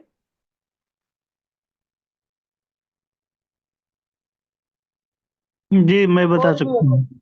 जी बताइए भैया।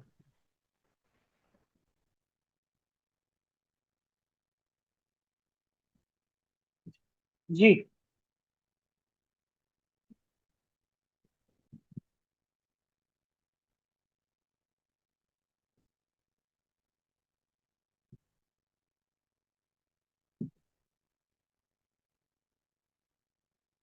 जी बताइए भैया।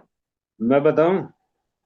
जी देखो, जैसे हरियाली प्रकृति में होती है ना, तो वो उस समय का मौसम और वो प्रकृति हमें बहुत अच्छी लगती है। जैसे छोटा बच्चा होता है तो उसमें हरापन, जैसे यानी चंचलता, वायु का जो स्वभाव है वो चंचलता है, तो बच्चे में चंचलता भी होती है, और वो अपने को जब छोटा होता है ना, वो किसी का भी बच्चा हो वो अपने को बहुत अच्छा लगता है। तो जी ये वायु की जो चंचलता है वो बच्चे में भी आ गई, और जो हरापन प्रकृति में आ गया, तो वो हरेपन प्रकृति को, जैसे पेड़ की पतझड़ हो गई तो वो अपने को अच्छा नहीं लगता, लेकिन वो जब पूर्ण तरीके से हरेपन में होता है ना तो वो अपने को अच्छा लगता है, उसकी छांव भी अच्छी लगती है। जी ऐसे ही अग्नि है, तो जैसे बच्चा 12 साल का हो जाएगा ना तो वो 12 साल से ऊपर तो वो अपनी जिद में रहता है, यानी अग्नि। तो उसको जैसे जी थोड़ा सा गुस्सा भी हम दिला सकते हैं तो वो थोड़ा सा उग्र रूप में हो जाएगा, तो वो अपने विपरीत भी चलने लग जाता है।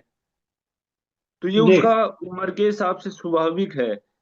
और उसमें जोश भी होता है, ताकत भी होती है, और उसमें लालपन, यानी उस बच्चे का जो शरीर ग्रोथ करता है ना, तो अभी जैसे मेरी उम्र 36-37 साल के आसपास है, तो वो उस शरीर में वो नहीं दिखेगा, लेकिन जो वो बच्चा खाएगा, जो उसको हम अपने जो देसी खान पीन है उसको देंगे, तो वो बच्चा एक अलग ही रूप लेते हुए निकलेगा।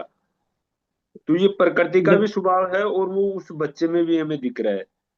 ऐसे ही जी रंग है, जैसे 21 साल के, कहते हैं 15 साल के बाद में, या 20-21 साल बाद में बच्चा एक अपनी ही सोच में चलता है, अपनी ही धुन में चलता है वो। हम उसको हम्म कितना ही समझा ले लेकिन वो समझ नहीं पाता है, क्योंकि उस टाइम पे उसका जोश और उसकी ताकत, उसकी लेवल ही अलग होता है। जो आपने अग्नि का उदाहरण दिया, प्रचंड अग्नि का, कि भाई जब पूर्ण तरीके से लकड़ी जल जाएगी तो हम उसके हाथ नहीं लगा सकते, लगाएंगे तो हैंड टू हैंड अपने छाले हो जाएंगे शरीर में, जहां से भी हम जी छुएंगे। तो वैसे ही उस बच्चे का भी स्वभाव है, उस टाइम पे उसको अच्छा बुरा नहीं सोचता है। लेकिन जैसे ही वो पृथ्वी तत्व में आता है, पृथ्वी तत्व का हमें पता है कि भाई ये सबको, चाहे से पापी हो, कपटी हो, छलिया हो, सत्यवादी हो, वो सबको अपने समान भाव से देखती है, सबको अपना पोषण देती है। और माँ के लिए सारी संतान कैसी भी हो, लेकिन कहते हैं कि माता को माता नहीं होती है, संतान को पात्र हो जाए। तो ये प्रकृति का स्वभाव है, तो वो उस उम्र के हिसाब से अपने को भी दिखेगी। ठीक है।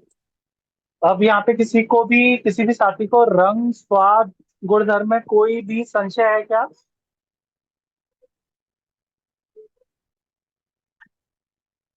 अगर किसी की भी आवाज नहीं आएगी तो मैं मान के चलूंगा कि आपका यहाँ पे कोई प्रश्न नहीं है, तो फिर मैं आगे बढ़ता हूँ, है ना।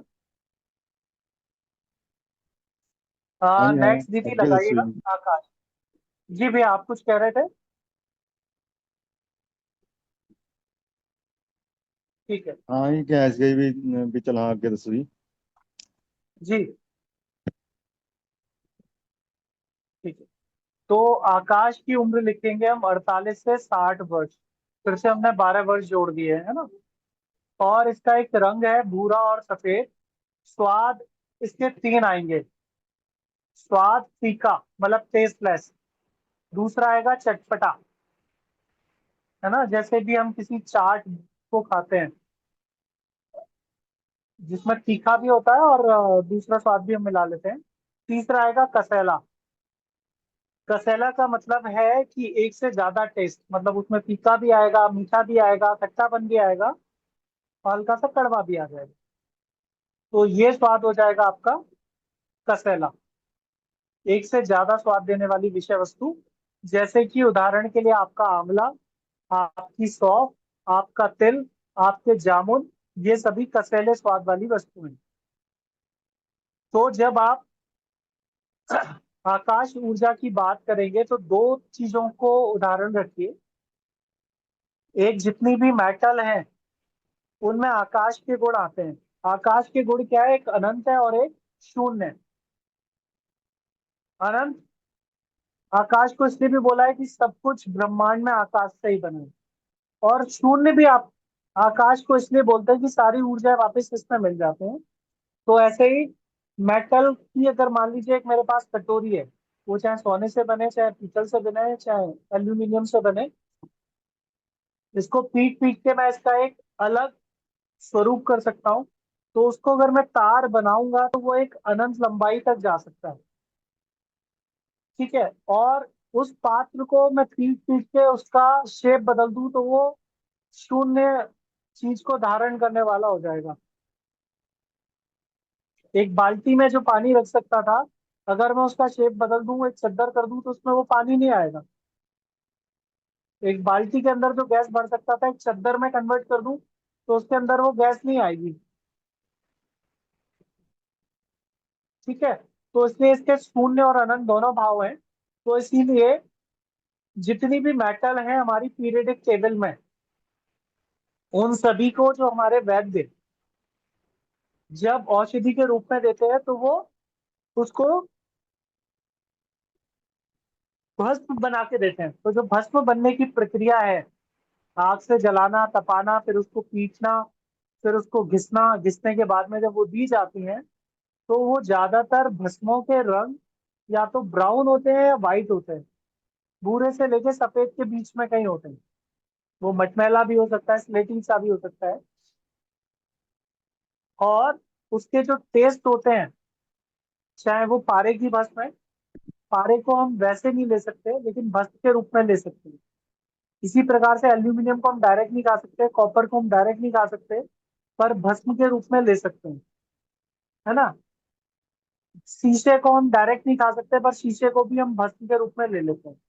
तो इसी प्रकार से जितनी भी भस्में हैं, उनको जब हम भस्म के रूप में ले रहे हैं धातुओं को, तो उनके जो रंग आते हैं वो सफेद से लेके ब्राउन के बीच में कहीं आते हैं। और इसी प्रकार से जो उनका स्वाद है, वो फीका भी हो सकता है, कसैला भी हो सकता है, और चटपटा भी हो सकता है। तो ये क्लियर हो गया आपको?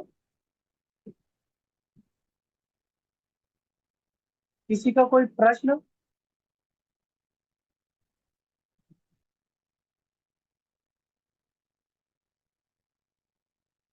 जैसे मोनिका दीदी क्लियर है?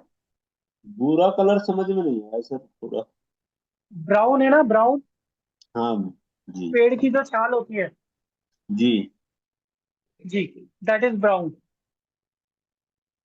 ओके। ठीक है। अब दूसरा परिस्थितिवश सोचते हैं कि जब आप रिटायरमेंट के बिल्कुल नजदीक होते हैं, है ना, तो बच्चों की पढ़ाई चल रही है, घर की ईएमआई जा रही है, हो सकता है कार की ईएमआई जब भी जा रही हो, जी। या जो भी आपके ऊपर फाइनेंशियली लोड है। पहले पृथ्वी की उम्र में, तो आप जिनके साथ दोस्ती बढ़ा रहे थे, अब उनकी यहाँ शादियां आ रही हैं, तो आपके ऊपर एक प्रेशर है, यार इस महीने इतना खर्चा है, अब ये भी शादी में जाना है, वहां पे भी करना बिल, है, ये भी करना है। तो आप एक उदासीन भाव में रहने लगते हैं, और बच्चे कहते हैं कि पापा और मम्मी बदल गए। पापा और मम्मी नहीं बदले, उनकी परिस्थितियां बदल गई।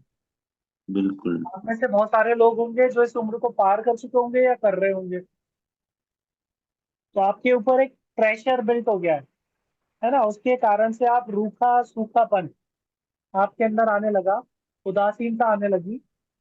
तो ये आपके इस उम्र के गुणधर्म हो जाते हैं आकाश के।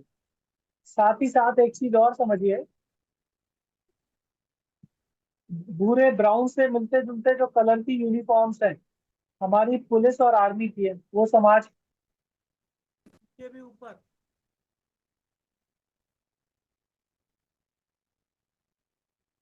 है ना। और जो राजनेता हैं हमारे, वो क्या करते हैं, समाज को शासन देते हैं। और उन राजनेताओं बिल्कुल। के ऊपर भी अगर कोई है, तो वो धर्म नेता है। तो आप हम्म। ये देखिए, हमारे यहाँ जो सफेद रंग की ड्रेस है, वो एक तो नेताओं की है हमारे देश में, और बिल्कुल। बाबाओं की है, जो बहुत लोकप्रिय है समाज में ना।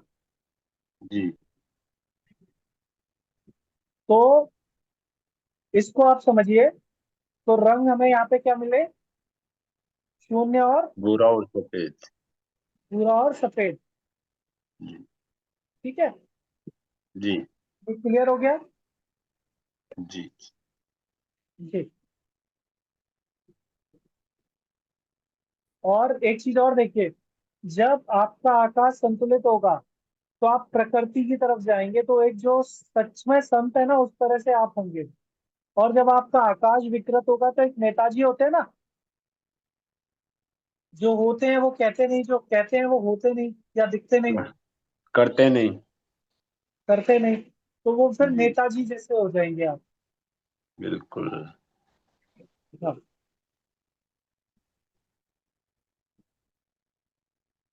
क्लियर हो गया?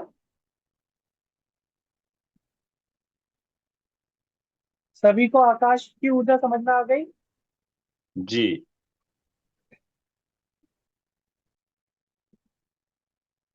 आप में से कोई भी दीदी मुझे बताएंगे?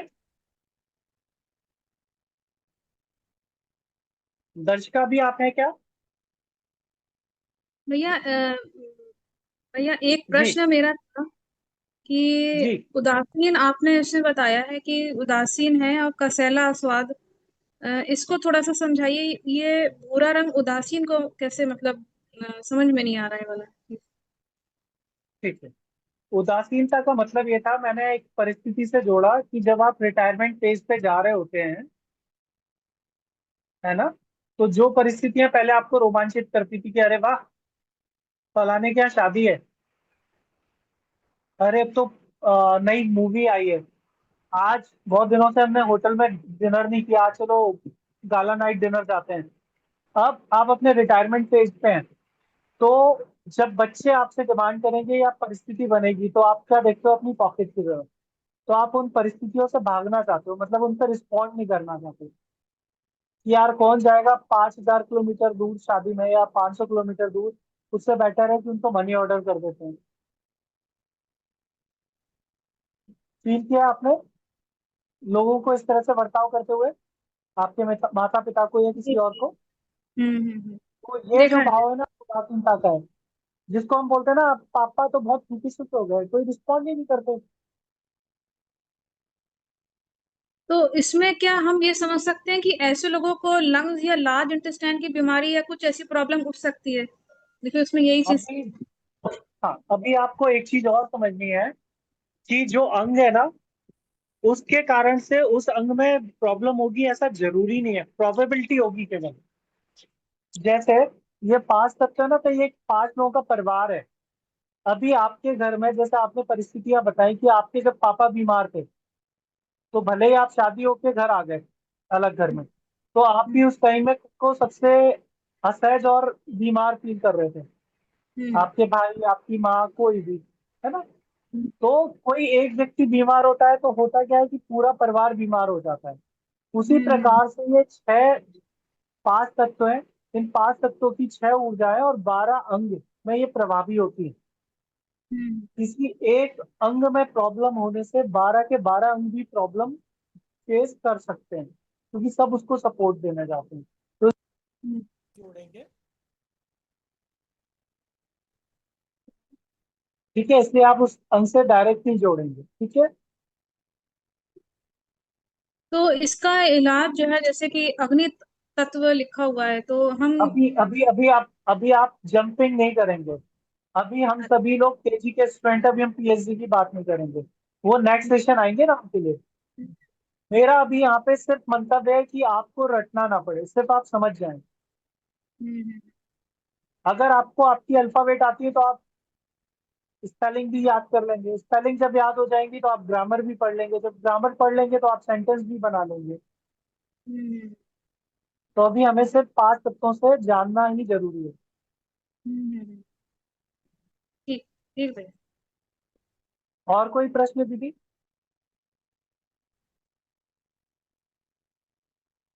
बाकी जो नहीं बोल रहा वो अपना वीडियो ऑफ कर लें प्लीज। इससे डाटा भी खत्म होता है। बाकी वीडियो ऑफ करें। ए कुमार जी, पंकज जी, मोनिका जी। ठीक जी ठीक।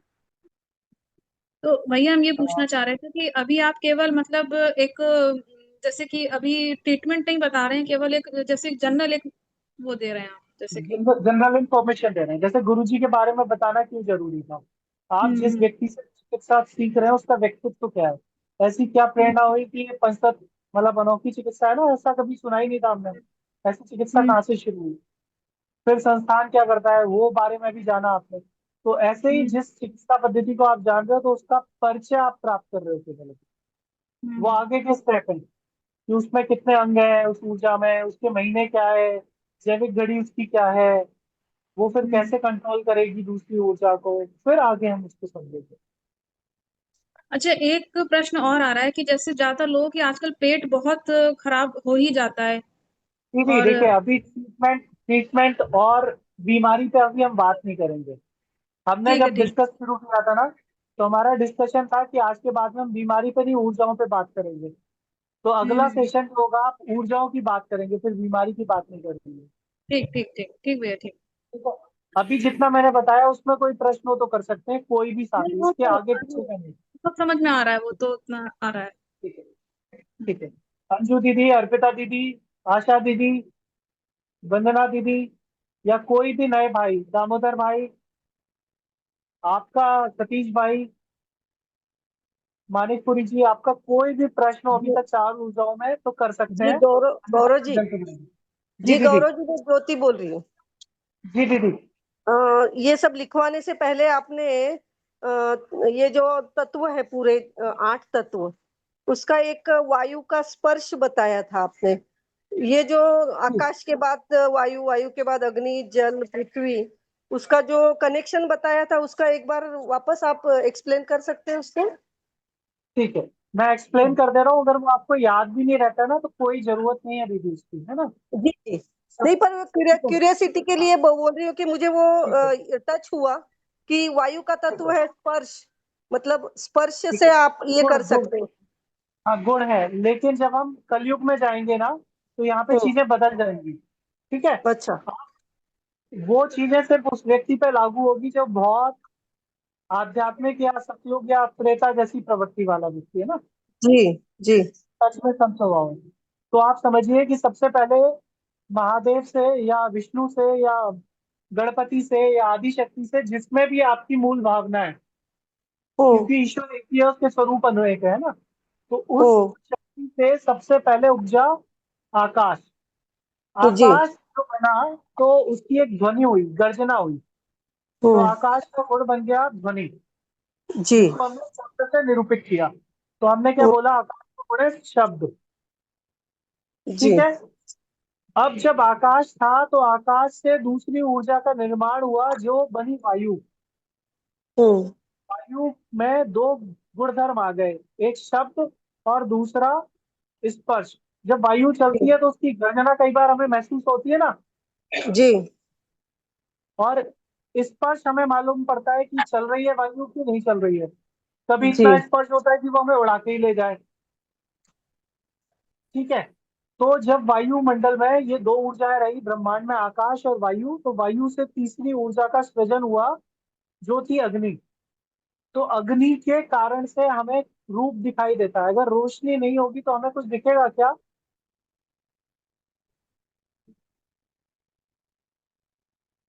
तो अग्नि में तीन गुण आए, आकाश का शब्द, वायु का स्पर्श, और अपना स्वयं का रूप। क्लियर है दीदी? तो जब अग्नि भी बहुत समय तक रही, तो चौथा तत्व बना, वो तत्व बना जल। तो जल में चार गुण हो गए, अपना चौथा गुण और जुड़ गया रस। रस जिसके कारण से हम स्वाद लेते हैं। ठीक है। जी अब जब ये चारों ऊर्जाएं लंबे समय तक रही, तो इन्होंने आपस में मिलकर पांचवें स्वरूप का निर्माण किया, जिसको हम कहते हैं पृथ्वी।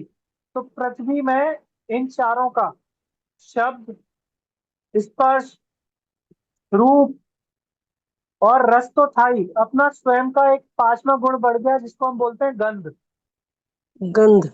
या बदबू, है ना। जी जी तो ये पांचों तत्व इस तरीके से बने ईश्वर के द्वारा। जी जी ठीक है भैया, धन्यवाद। धन्यवाद। किसी का और कोई प्रश्न सुबह से लेके अभी तक? नहीं तो फिर जल तत्व पे चलते हैं।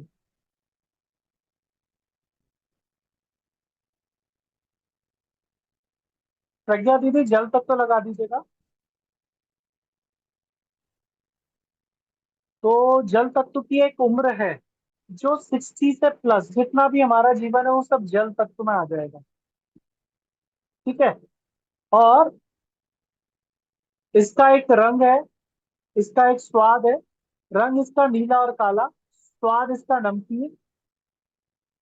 अब आप देखिए कि पूरे विश्व में, पूरे ब्रह्मांड में आपको जल आंख बंद करने में सबसे ज्यादा कहाँ दिखाई देता है?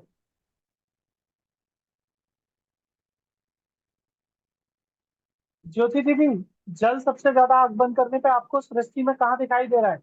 क्षितिज तक, समुद्र के क्षितिज तक दिखाई देता है चारों तरफ। हाँ मतलब, नहीं, समुद्र में जल दिखाई दे रहा है ना, जी या नदी में दिखाई दे रहा है, या तालाब में दिखाई दे रहा है? जी, सब, हाँ, सब जगह है ये। ठीक है, तो जो समुद्र का जल है उसका रंग क्या है सबसे ज्यादा? समुद्र का रंग तो हल्का नीला ही है। ठीक है, और जब उस पानी को सड़ा देते तो कैसा दिखता है वो? जी, जब उस नीले पानी को आप सड़ा देते हैं तो कैसा दिखता है वो? काला। काला। काला दिखेगा। ठीक है, ये बात अलग है कि उस समंदर के पानी को भी हाथ में लेके जब ऐसे गिराएंगे तो वो ट्रांसपेरेंट हो जाता है, लेकिन जी जिस वाटर बॉडी में है उसके कारण से उसका रंग नीला दिखता है हमें, है ना? जी। इसी प्रकार से आपके बॉडी में जो जल है और आपके इस ब्रह्मांड में जो जल है पृथ्वी पे, वो 70% बताते हैं, है ना? तो जो समुद्र का जल है वो भी खारा है, नमकीन। और आपके शरीर से जो जल निकलता है वो कहाँ कहाँ से निकलता है? नेत्रों से आंसू के रूप में, नाक और मुंह से कफ के रूप में, कान से मवाद के रूप में, शरीर से पसीने के रूप में, और मूत्र से शरीर से। तो इन सभी क्रियाओं में जो जल निकल रहा है उसका स्वाद जो वैज्ञानिकों ने बताया वो कैसा है? नमकीन। क्लियर है यहाँ पे? साथ ही साथ जब हम 60+ चले जाते हैं तो हमारे अंदर वह तनाव, चिंता, अनिद्रा, शीतलता, हाथ पैरों में शिथिलता, सिकुड़न, ये सब आती है जो 60+ में आती है ना। तो ये गुणधर्म बन गए कि बहू कल को मुझे रोटी देगी कि नहीं देगी, बेटा मेरी पेंशन निकाल के लाएगा कि नहीं लाएगा, या मेरी पेंशन नहीं आती है तो कल को कोई मुझे पूछेगा नहीं पूछेगा। तो ये अलग तरह में तंग करते हैं। क्लियर हो गया? यहाँ तक सभी को क्लियर हो गया क्या? हाँ जी, हाँ जी। ठीक है, तो ये हमने अभी 5 तत्वों का परिचय कर लिया, अभी 12:25 हो रहे हैं। अगर आपका यहाँ पे कोई प्रश्न है तो प्रश्न कर सकते हैं, अन्यथा फिर हम लोग मिलेंगे 3 बजे से। अगर आप लोगों को भोजन बनाने में या करने में टाइम ज्यादा लग सकता है तो हम 3:30 भी टाइम रख सकते हैं, अन्यथा हम 3 बजे मिलेंगे और 3 बजे फिर हम बात करेंगे। गुरु जी 3 बजे से कितने बजे तक? 3 से 6 या ज्यादा से ज्यादा 6:30। 3 बजे ठीक बस है। 3 बजे ही रख लो जी, क्योंकि हाँ 3 बजे ठीक है। शाम के समय में काम का टाइम हो जाएगा जी। ठीक है जी, तो तीन सभी बजे ही लोगों रख का, लो। ठीक है, तो सभी लोगों की सहमति है 3 बजे के लिए। जी अब अगर जी। आपका कोई प्रश्न है तो 5 मिनट में प्रश्न ले लेते हैं, नहीं तो फिर सेशन को एंड कर रहे हैं। गौरव जी भाई साहब, एक मेरा सुझाव था जी, आज्ञा। कि आप पहले किसी भी कंसेप्ट को क्लियर कर लीजिए, फिर ले लीजिए तो और अच्छा रहेगा। सभी लोग एक साथ में समझ जाएंगे एक एक पार्ट, और समय भी बचेगा और अपन विस्तार से भी समझ जाएंगे। जी, नहीं तो इसीलिए मैंने इसको लेने में कोशिश यही की कि आप इस कॉन्सेप्ट में सिर्फ 4 ही चीजें समझे, है ना? तो अगर हाँ, वो आपका कोई व्यक्तिगत प्रश्न है तो आप प्रश्न कर सकते हैं। जैसे वो दीदी ने अभी बोला था, क्यों अभी अपन केवल तत्व पे बात कर रहे हैं और वो डिजिट पे बात कर रहे हैं, तो मिसयूज होगा, आदमी समझ नहीं पाएगा। बिल्कुल। जी जी जी, बिल्कुल जी, बिल्कुल। धन्यवाद। जी जी, तो फिर माने कि किसी का कोई प्रश्न नहीं है? मेरा एक प्रश्न है, दामोदर बोल रहा हूँ। जी, एक बार आप इसका वीडियो भी ऑन कर लीजिएगा। जी जी शायद आपका परिचय भी नहीं हुआ था ना, जी जी जी। तो ऑन कर लीजिएगा। ऐसे जो भी साथी का परिचय रह गया है 5 मिनट कर सकते हैं, और जिनको अभी लीव करना है वो लीव भी कर सकते हैं। मान लीजिए आपको भोजन बनाना है या कुछ करना है। जी, जी बताइए। मेरा मेरा इसका प्रश्न ये है कि इसका रिकॉर्डिंग मिल सकती है क्या? हाँ, रिकॉर्डिंग मिलेगी आपको। जी जी पूर्व की भी सारी रिकॉर्डिंग पड़ी हुई है और आज के सेशन की भी आपको रिकॉर्डिंग मिल जाएगी कल से। जी जी। तो दामोदर भाई, एक बार आप वीडियो ऑन करके आपका परिचय देंगे क्या? प्रज्ञा दीदी स्लाइड हटा दीजिएगा। जी जी भैया, आप कहाँ से हैं, क्या करते हैं, और कैसे आपको प्रेरणा हुई, एक बार बताएंगे? भैया म्यूट हो गए आप। मैं मुंबई में हूँ। मैं बैंगलोर में आईटी के क्षेत्र पे काम करता था, और साथ ही साथ जी राजीव भाई के साथ जुड़े थे, तो चिकित्सा की तरफ थोड़ा सा। राजू दीक्षित जी बोल के थे, तो जी उनके साथ थोड़ा जुड़े थे, तो चिकित्सा की तरफ थोड़ी सी मतलब भावनाएं थी। और हम थोड़ा जी गोरक्षा का काम भी करते हैं, थोड़ा गायों के जो छुड़ाना, जब ये कसाई खाना मतलब करल खाना जब जाती है, तो जी बेंगलुरु में एक गौशाला में मतलब उसके लिए एक वॉलंटियर जैसे भी काम करते हैं। अभी मैं जी फिलहाल मुंबई में हूँ, कुछ परिवार पारिवारिक काम के लिए, और मैं इधर ही थोड़ा थोड़ा समय रहने वाला हूँ, एक 6 महीने तक। जी जी जी जी ठीक है। और ये जो पंचतत्व के ट्रेनिंग के बारे में मैं कई महीनों से मतलब इनका फॉलो कर रहा था। जी तो थोड़ा सोचा कि नहीं, इनका एक बार ट्रेनिंग लेकर ही देखूं कि कैसा है, मतलब उपयोग जी आती है, क्योंकि हमारे पास मतलब कई सारे पेशेंट्स या कोई ना कोई तो आते रहते हैं, कैंसर के पेशेंट्स और कई सारे क्रिटिकल केसेस। तो उसमें जी उपयोग करने में मतलब लाभ हो सकता है, ऐसा सोच के फिर हमने की। अभी मैं उतना एक्टिव नहीं हूँ, पहले मैं मतलब 2 साल पहले तक मैं काफी ज्यादा एक्टिव था। अभी मैं थोड़ा जी रेस्ट ले रहा हूँ, खुद के थोड़ा पारिवारिक काम के लिए थोड़ा रेस्ट ले रहा हूँ उसके जी जी जी। दूसरा, आपके पास एक और अच्छी अपॉर्चुनिटी है कि आप गौशाला में काम कर रहे हैं एज ए जी, वॉलेंटियर। तो आप वहाँ पे, आपके यहाँ दवाइयों का खर्च कितना होता होगा महीने का? तो वहाँ तो होती है एक वो 5 लाख तक तो समझ लीजिए महीने का, मतलब इसके महीने लिए, का? गायों के लिए ना, आप जो कह रहे हैं मतलब पशु हाँ पक्षियों के, हाँ उनके लिए हो जाती है, क्योंकि एक वेटरनरी डॉक्टर को भी रखते हैं, जी क्योंकि वो घायल तो अवस्था में ही आती है सभी गायें, क्योंकि वो कसाई जी खाने होती है, तो उधर से घायल जी अवस्था से ही आती है। जी अगर आप इस समुचित ज्ञान का प्रयोग करेंगे तो वो आपका खर्चा घटते घटते हो सकता है शून्य, या 20, 30, 40 हजार तक आ जाएगा, 5 लाख का। और उस जी पैसे में आप किसी और गौशाला को स्वावलंबी बना पाएंगे। जी जी जी जी गुरु जी जी, जी जी धन्यवाद। धन्यवाद। और भी किसी साथी का अगर परिचय रह गया और आप परिचय कराना चाहते हैं तो आपका स्वागत है।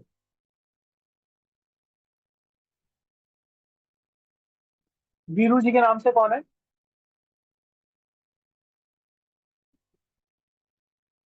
जी जी नमस्कार सर। जी भैया, वीडियो हेलो। ऑन कर लीजिए। जी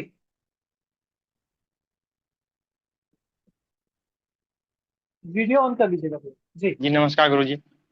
नमस्कार भैया, कहाँ से मेरा हैं नाम आप?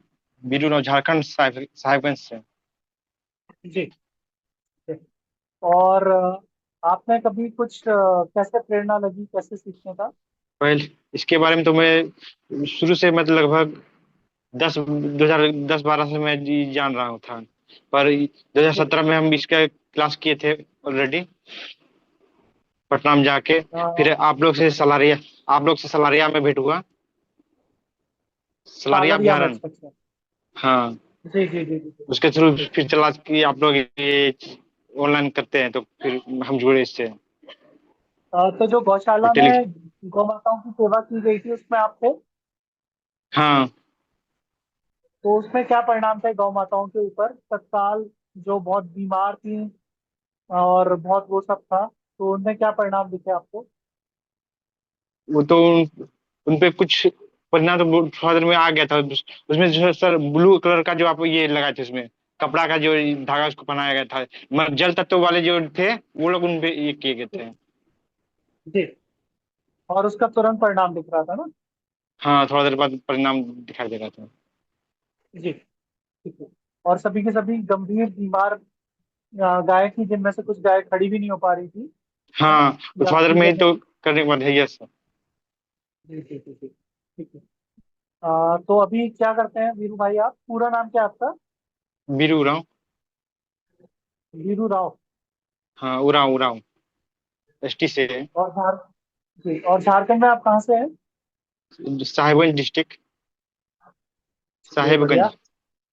साहिब सिंह। और अभी क्या कर रहे हैं आप एज ए प्रोफेशन? अभी प्रोफेशन कुछ आयुर्वेद में करते थे, मतलब कुछ प्रैक्टिस करते, उसके बाद कुछ कारण से फिलहाल भी छोड़ दिए हैं।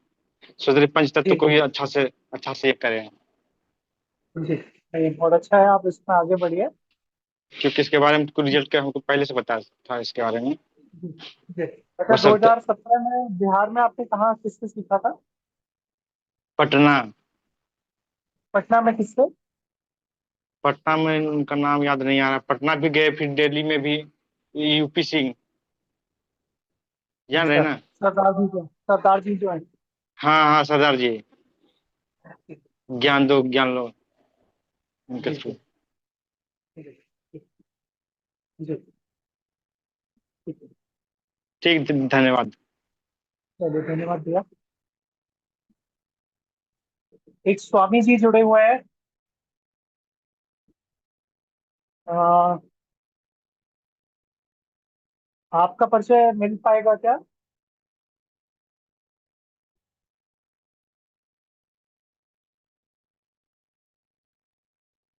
एक स्वामी जी जुड़े हुए हैं 86AF8496 से। जी, आप प्लीज अनम्यूट कर लीजिएगा आप एक बार। म्यूट है अभी स्वामी जी आप।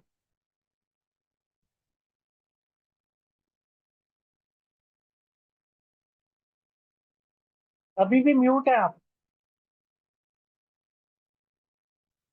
जहाँ पे नीचे वीडियो बना हुआ है, वीडियो के जस्ट बगल में ही माइक है, उसको आप अनटच कर दीजिए, अनम्यूट कर दीजिए वहां से। विमल भैया, आप कर पाएंगे क्या अनम्यूट किसको स्वामी करना है जी को? भैया? स्वामी जी जी, है A8 क्या नाम लिखा है उनमें? A868F849 के नाम से।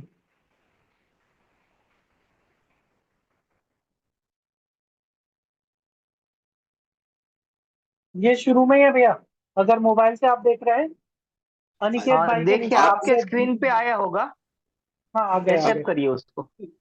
जी आप स्वामी जी सुनाई दे प्रणाम। रहा है आपको? जी प्रणाम स्वामी जी। प्रणाम प्रणाम गौरव जी। आपका जी बहुत बहुत आभार, आपने इस कार्यक्रम से जोड़ा। और मेरी आचार्य जी की, जहाँ तक आपको ज्ञात है कि कनेडी मठ में मेरी अभी मुलाकात हुई थी, और जी मैंने कहा था कि जब ये कार्यक्रम आपका होगा तो मैं जुड़ूंगा और मैं भी आपसे कुछ सीखूंगा। तो उसी सीखने के क्रम में है। मैं इस समय परमहंस रामनाथ आत्मबोध पीठ लखनऊ के जो है मेरी, मैं वहीं से इस समय आपसे जुड़ा हुआ हूँ। और जी जैसा कि आप को मैंने बताया था, मेरा नाम दासानुदास आत्मबोधानंद है।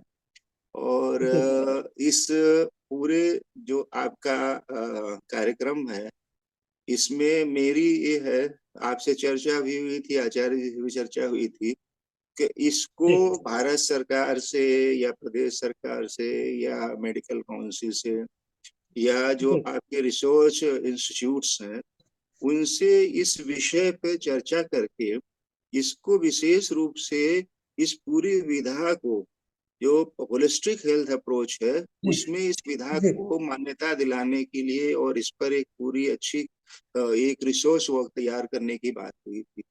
तो जी मुझे विश्वास है कि आपसे जितने लोग अभी जुड़े हुए हैं सभी लोग लाभान्वित होंगे।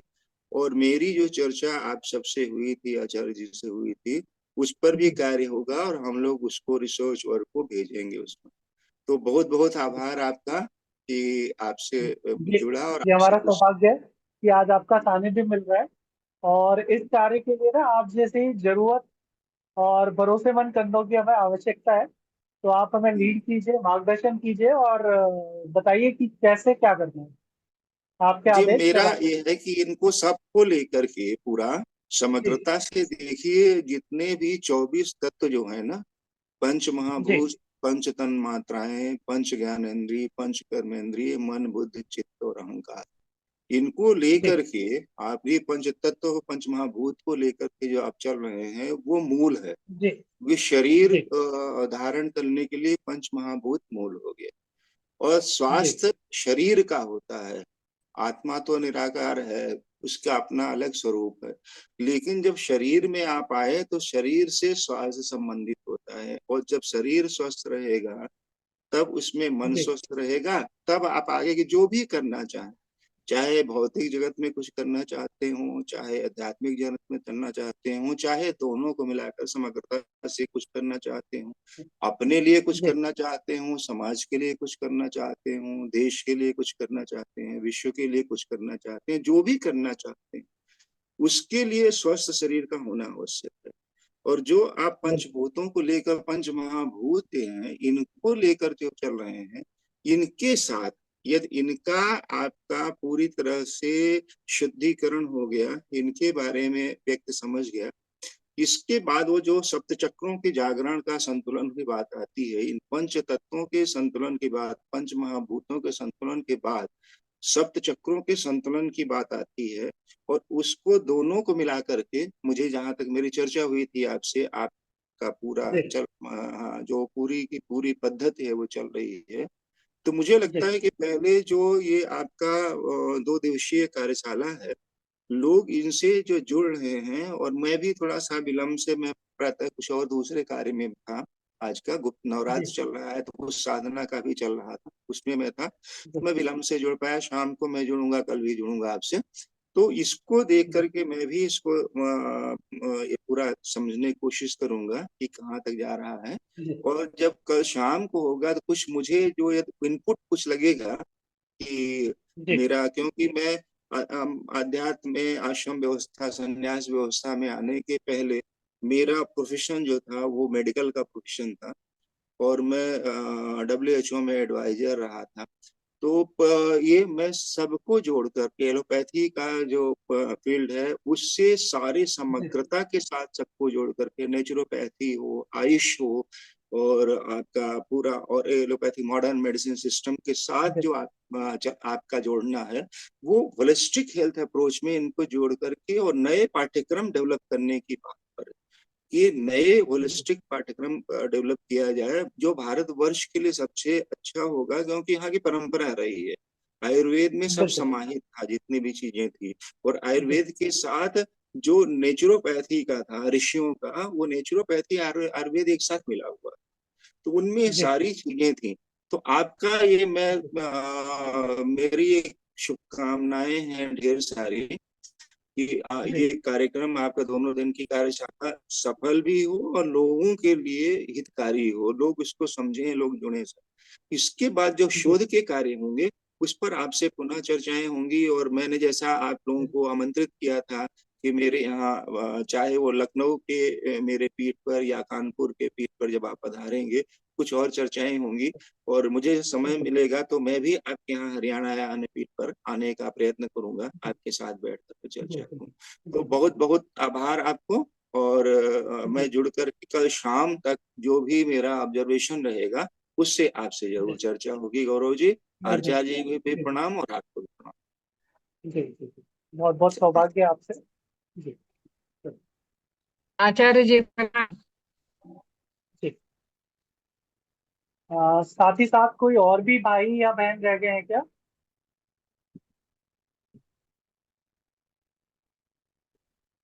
अभी भी कुछ 2-3 लोग रह गए हैं, तो सभी को प्रणाम, फिर मिलते हैं 3 बजे। गौरव भाई, जी भैया। गौरव, उस समय आप नहीं थे दर्शन के लिए, तो हमारी जो गौ माता है वो माता बन गई है, और माता के और पृथ्वी के समय पर पृथ्वी ही तत्व का महीना चल रहा है, तो पृथ्वी जी ने पृथ्वी जी ने पृथ्वी को ही जन्म दिया है। ये तो बहुत अच्छी बात है। दिखाइए, तो दर्शन कराइए। दर्शन, ये लो दर्शन कराते हैं। तो एक पृथ्वी दूसरे पृथ्वी को दर्शन कराएगा। और मैं भी तो पृथ्वी हूँ। मैं भी तो पृथ्वी हूँ ना, हम दोनों ही पृथ्वी हैं। हाँ, भैया एक बात बोलूं बीच में? हाँ जी, ये देखो, गुरु जी के साथ जितने भी लोग जुड़े हुए हैं ज्यादातर पृथ्वी वाले हैं, मैंने ऐसा देखा। गौरव भाई दिखाई दे रही है? जी गुरु जी वायु भी है ना? हे भैया, जन्म समय 9:30 बजे, जी जन्म जन्म महीना आषाढ़ का हो गया। जी तो माता जी ने, वैसे मैं बताता हूँ ना, मैं तो दादा बन गया। सही बात है। हाँ। जी, चलो ठीक है गुरु भाई। चलिए, बहुत बहुत शुभकामनाएं भैया। तो नाम रखिए बढ़िया सा, पृथ्वी माता का, वसुधा वसुंधरा या जो भी रखना है।